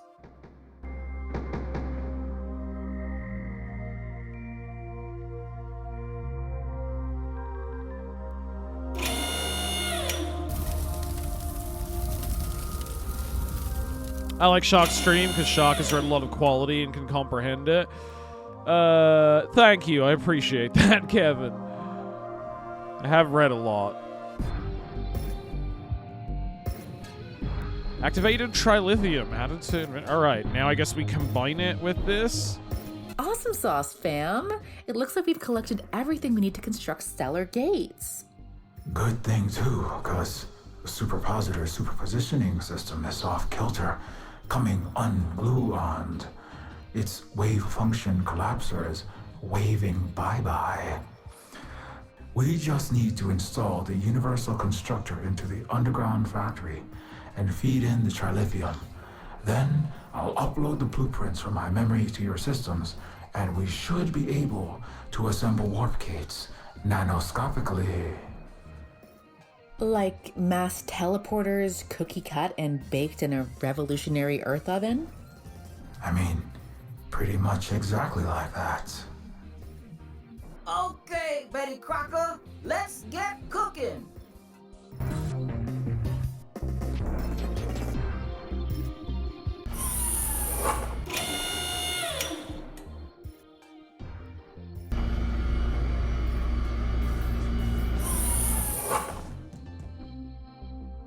Sometime later. Ah, fuck yeah, it's a Stargate! It's done. And we got enough trilithium left over for at least a few more stellar gates. Alright, how do we place it? That's a good question. Fantastic. Now, how do we get the second gate where it needs to go? When activated, the gates themselves become unvelcroed from the fabric of our reality. We can toss this ring wherever we need to, given the proper power surge. That's where our revolutionary reactor cores downstairs come in. Silver Spook, are you as smart as the Venurans now? So are you like as smart as the Venurans now? Not even close. But just because an inkjet can print a Mona Lisa doesn't mean it knows how to paint. That's a fair I point. don't truly understand how the gate works. This device is a 3D Xerox copy of the original warp gate, based on my analysis of its composition and topography. So it's basically a technological black box. Okay, interesting. They're still too advanced for us to comprehend.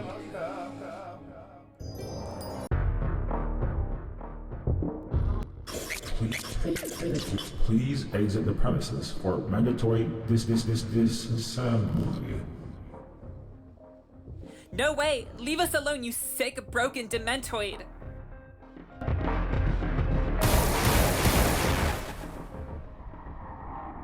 Take this, you son of a brake pad! Damn, these bullets bounce off like Nerf darts! I'm out of ammo anyway. You have failed to remit 6 billion Zuckbucks existence rent. Prepare to be forcibly evicted from your epidermis. Evicted from our skin? What? This atmosphere is property of Omnicorp.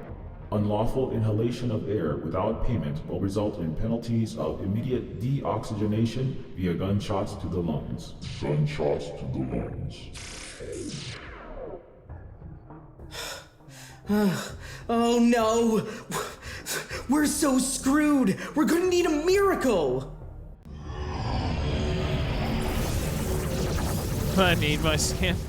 What the? So funny that Silver Spook probably wrote this a while ago. And like just this year, they've started integrating AI into healthcare.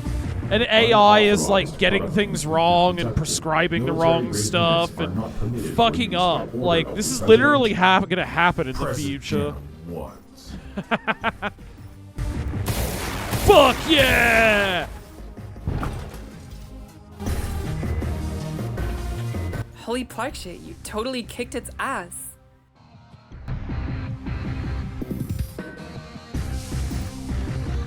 Whoa! Who are you guys? Revolutionary Silicon Forces, under Commander Proto J. Take these.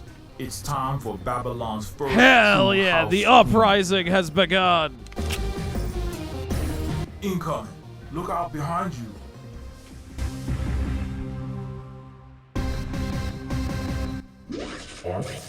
Armed struggle is a violation of the rules-based international order.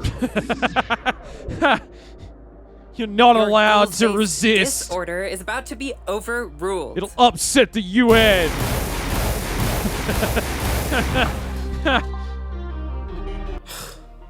Thanks for saving our butts. Don't mention it. Send We're in the just getting IMF started. death There's squads. a lot more help on the way.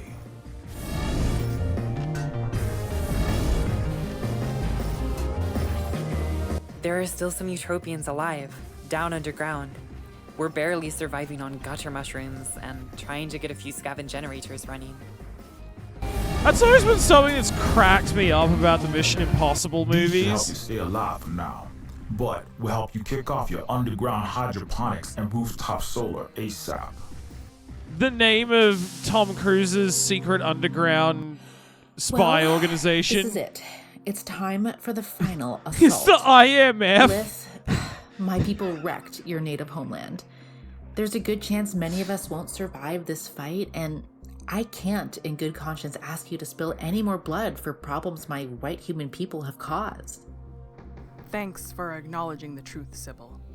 But while I'm still a Sindarian in my bones and in my heart, it pains me to admit I'm also half stormtrooper, just due to all An the time IMF I've spent in the stands heart for of darkness. Impossible Mission Either way, Force, by the I fight way. for all parts of me, as the colonized and as someone cleaning her own house. And you're gonna need Countess Zero Cool's cyber warfare skills on your side if you want a chance in Helion of succeeding. Truly, I love True the Mission enough, Liv. Impossible movies. They're peak. Nostromo, They're so as dumb. a race we synthesized and used as disposable servants and war pawns. I also can't ask you to fight for us. You're terrible parents. I might have been pumped out of your people's factory to be utilized as a weapon, but that doesn't absolve my complicity in the kill machine carnage. I've got to be a part of your about face, the fragging of my commanders. I've got to terminate the Terminator inside me, once and for all. I know my father figure, Proto-J, would accept nothing less. Thank you, Nostromo. Proto, Yo, Bayness, come on. You don't gotta ask me shit. Dunking on Babylon crackers with revolutionary whoop ass is just Tuesday. I love for you, me. protege. This Tuesday, we just gonna catch some extra air. That's all. Dunk on those Babylon crackers. I've seen the first two, but not the rest. Really? Oh, man. You haven't even gotten up to the good parts where the series goes completely insane. Well, I guess it's already getting kind of weird by the second movie. One of the fascinating things about Mission Impossible is that it kind of reflects where Tom Cruise is in his career at any given moment.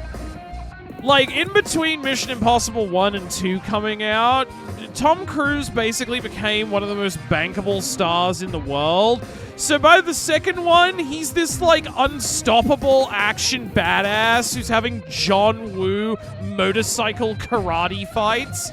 By the third one, like, he was trying to be seen more as like a normal family man, you know, like that was the era where he was married to Katie Holmes. So all of a sudden, Ethan Hunt's got a wife and he's thinking about settling down, you know. Then, like, after the Space Pope thing happened, they realized that nobody could take Tom Cruise seriously as, like, normal hero man anymore. Because he's too crazy. So they lent into that and made, like, Tom Cruise's insanity a part of the Ethan Hunt character. And the character just gets more and more insane as the series goes on. By the seventh movie, which is supposedly the final movie, it literally opens with a speech from the president of movies thanking Tom Cruise for single-handedly saving the film industry. Which, to be fair, he did kind of do by keeping the lights running during COVID, because he was like one of the only major stars still trying to do that. I'm not kidding. The final movie opens with, like, a message from President Kamala Harris, the president of movies, where she thanks Ethan Hunt for saving Hollywood single-handedly. It's fucking hilarious. I love that series. It's so dumb. But yeah, they're called I don't know why they named themselves the IMF. Like, did they not know that the International Monetary Fund is a thing? It makes every episode, like every movie, very funny, where they're like, the government has disavowed the IMF. Ethan Hunt and his IMF associates must go undercover to redeem their names and catch the real criminal. Question, chat. The plot of which Mission Impossible movie was I just describing? Trick question. That's the plot of every Mission Impossible movie. Literally. That is the plot of every Mission Impossible movie. Ethan Hunt and his team at the IMF are framed for a crime they didn't commit, and so Tom Cruise has to go on the run and clear his name while saving the world from international terrorists. That is the plot of the IMF has been like disbanded and disavowed by the government so many times. It's super funny. They do that shit in like every movie. Except for the last one, which is more about Tom Cruise trying to kill AI to save Hollywood, which, I mean, based. What if we use the superpositor to go back in time and just, like, convince everyone to overthrow their unjust Western rulers by showing them how horrible things will get? I get the idea, Sybil, but you know how hard-headed and brainwashed Westerners are, right? Good point. As your ancestor untrapped by the sands of time, I must advise you that remolding reality with the hands of the clock is akin to shaping castles on the beach. Change appears easy, but new structures of such great scale are almost always swept away by the waves. Okay. I mean, that's so true. We can't just rely on reknitting the fabric of reality with stitches in time. The revolution is the easy part. The hard part is keeping everything from falling apart after the revolution's been won. Like, you might be ready to die for the cause, but are you ready to sit on a town planning council for the cause? Like, are you ready to be a party accountant for the cause? For a lot of people, like, it's far easier to sell them on being a glorious martyr than it is on selling them on doing a boring, like, bureaucrat job in order to keep everything running after the revolution's been won. Just look at all the Taliban members who, after finally getting control of the Middle East and being appointed to government positions, were complaining about it, going, what the fuck? I signed up for the Taliban so I could kill infidels, not, like, sit in a fucking government meeting all day. This is lame. The Utopian Red Star Resistance is back on its feet, thanks to you all. No problemo, comrades. No one free till we all free. It's good to have you on board. Utopia's corrupt leadership will be gone soon. Proto, are the revolutionary Silicon forces prepared? Our metal militia's ready. Time to shoryuken this honky crown jewel pinata. The Ugorian forces are prepared Fuck to yeah. Eden's exosphere. Okay, everything is in place. Nostromo, let's get going.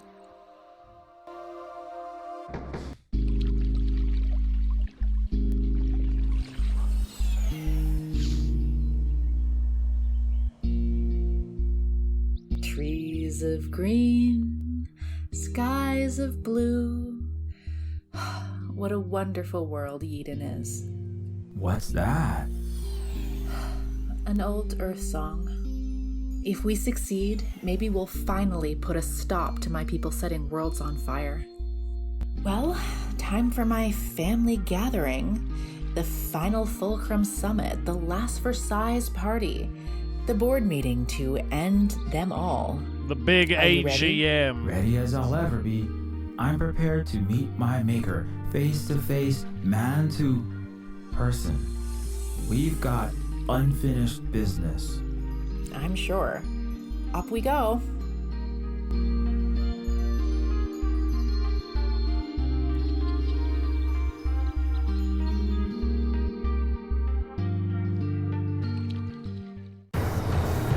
Oh, shit!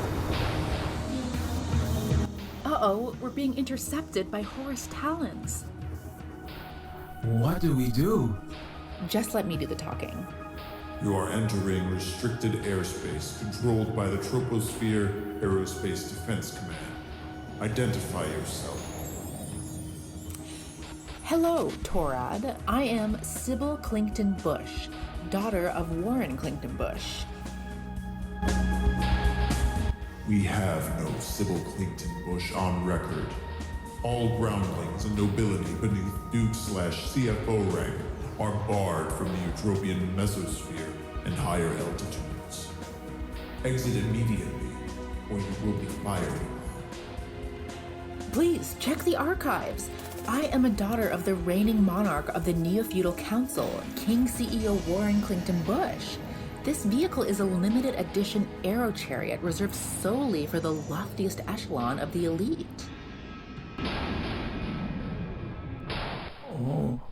Oh my good neurons. We're gonna die, aren't we? Maybe? Hammer your fists and sickle your This toes. is like a I've never seen One Piece. I'll take your word for that.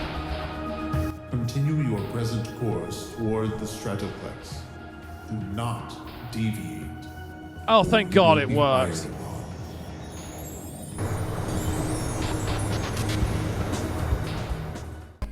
Phew, that was a close shave. Yeah. My power supply was in my throat. I mean, I downed an enemy starfighter from a flamed out F-135, but I'm no Top Gun dogfighter. And I'm no Captain Marvel, just an ex-politician turned aspiring revolutionary, masquerading as a high snobriety type again. But hey, we're still alive, and should be reaching the orbital palace very soon.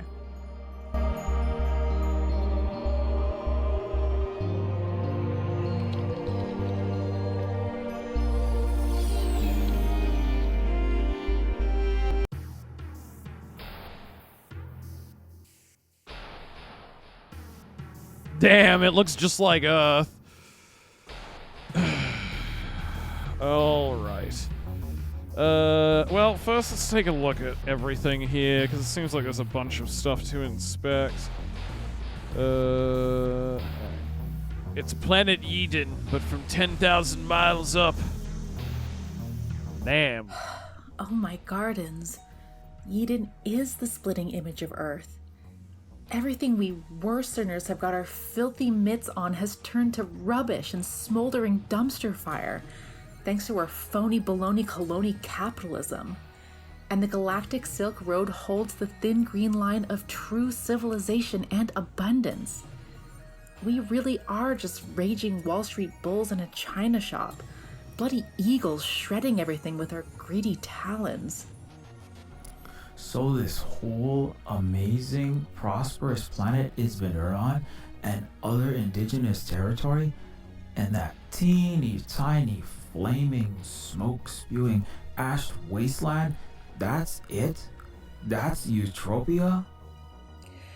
Yes. Toward the front are the bulwarks of Canada IV, Nova Germany, Neo-Tokyo. The vassals sacrificed their populations and economies in proxy wars between East and West. And that borderline between emerald green and vomit color, that's Eugoria? Yes, although the Venurans have pushed the Western invaders into remission. Unable to colonize new lands, my people run out of spoils of war, bread, and circuses, aka McSwift's Burgers and Omniflix movies, and our homeland decays into ruins. Huh. Desperate times, desperate measures. Like Ragnarok, huh? Exactly.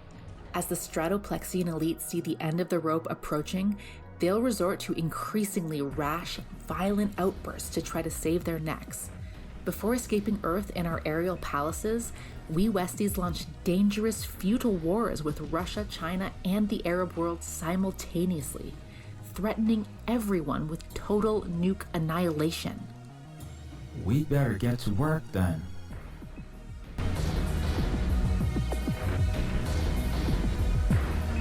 Alright, we can actually examine the individual things. Alright, Venura.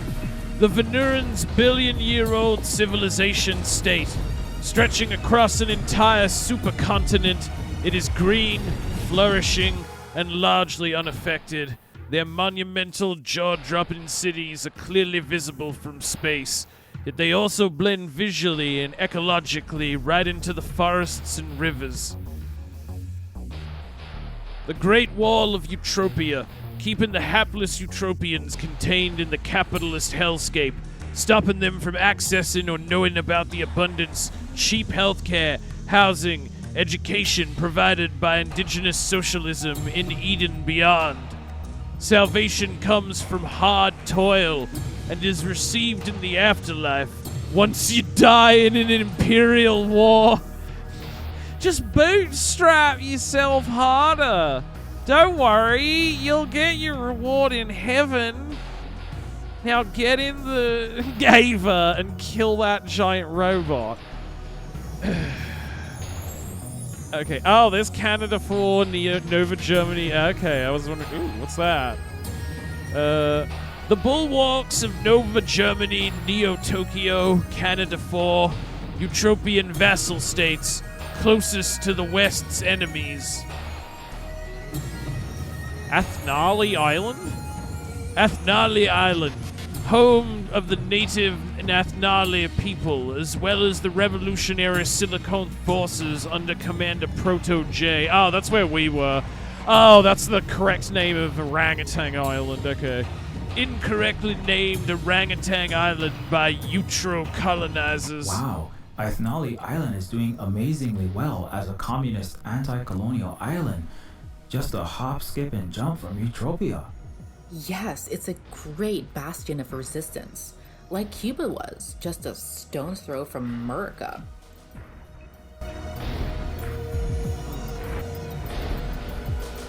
Planet Eden, incorrectly called Bazan 426 by Eutropian colonizers. Alright, is there anything else for me to look at on the map of the world here? No, I already looked at Venura.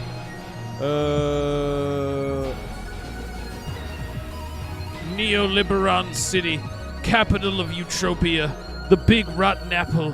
That's where I was slumming it out in my McFly 85 car. Seems like a life cycle ago.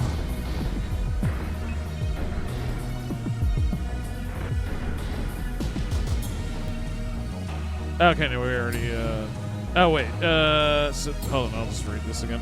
Ugorian borders where the Western colonial capitalists launched their proxy wars. So that's where I did my Running Man marathon between Hellblaze missile strikes to infiltrate Fort Washington and help the Silk Road.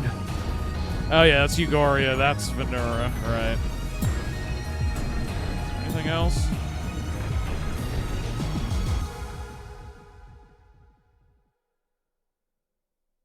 No, this is all just Planet Eden. Alright, that's it, I guess. Do I have to interact with it? Okay, there we go. Also, what's this new ability I have? Is this just... I guess this is Nostromo's psychic powers. Alright, well, first let's look at what else is here.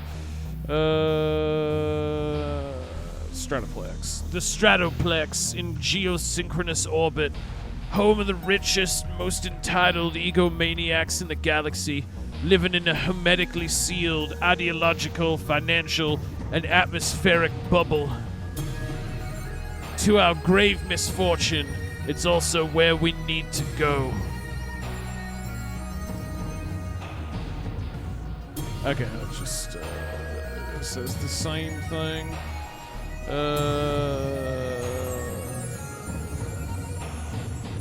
Do we just, like, click on it? Before we enter the floating palace, we need to narrowcast to our planet-bound allies that we've reached the Stratoplex. To do this, we need to aim Sybil's phone correctly at their location. Oh, okay. I see. Oh my garden. Hold on, we already heard all this.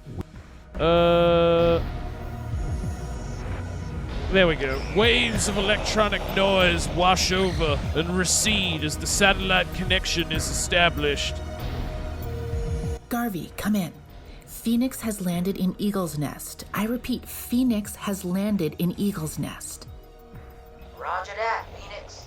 Garvey has Black Star lined up with Eagle's wings. Wasn't Garvey the name of the ship in now into Olympus we go. Neuromancer as well, with the rosters on it? I vaguely remember that from it. I mean, that another Neuromancer reference, I guess. There's been plenty of those in the story, definitely. Which as like a William Gibson nerd, I love. Unless I'm misremembering, I'm pretty sure that was the thing. All right, so we've done that. All right. Is that the only thing we need to do to head inside? Can I talk to the car? All right.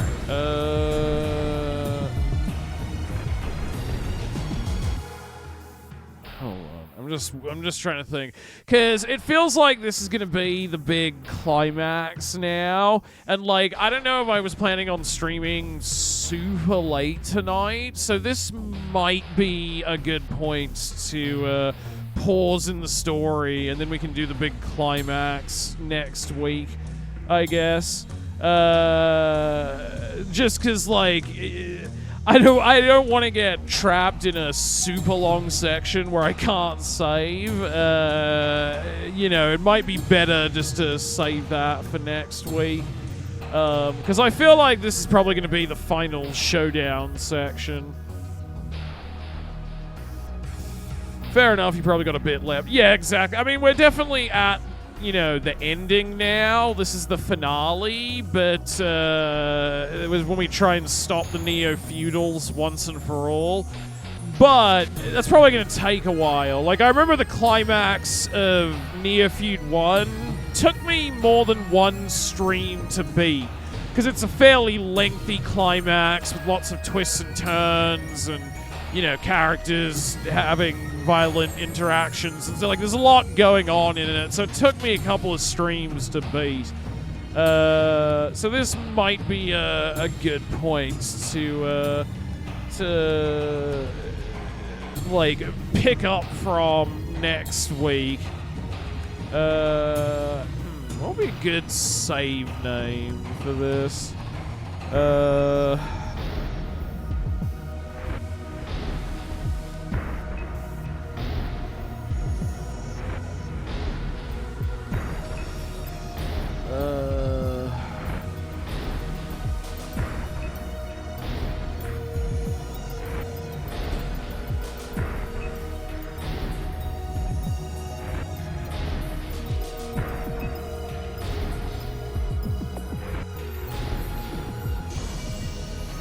There we go.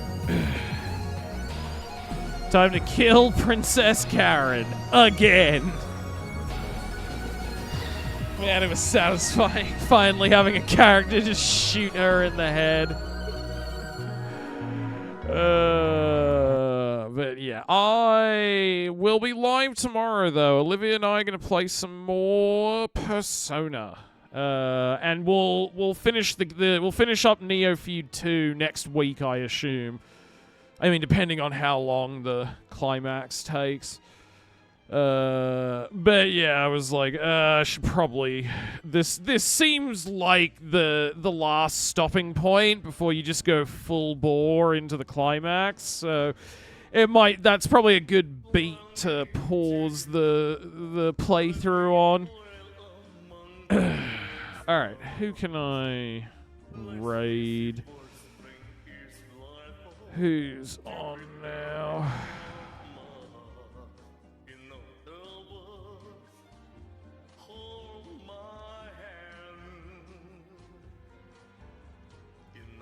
What's Vectroid doing?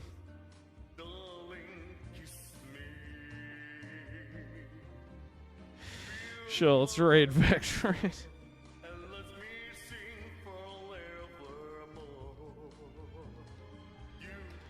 But yeah, this is a fun stream. Always love playing Neofeud 2. And I'll be streaming more throughout the week. Thank you for the raid, Silver Spook. I know you probably left to go get some sleep or have dinner with your family or something, but I always appreciate the raid and whenever you stop by chat. And thank you for the gift subs earlier, Tuvox. Thank you for the 5 gift subs, man. I really appreciate it. You're helping keep me from starvation with your subs, so I appreciate it. But yeah, I'll be live tomorrow. Later chat. Yeah, I'm sorry about what happened with your girlfriend, Kevin. It might be for the best in the long run, though. That sounds kind of weird. But yeah, I'll be live tomorrow. Alright, I gotta go. Good night, everybody. Love you all, and I'll see you all next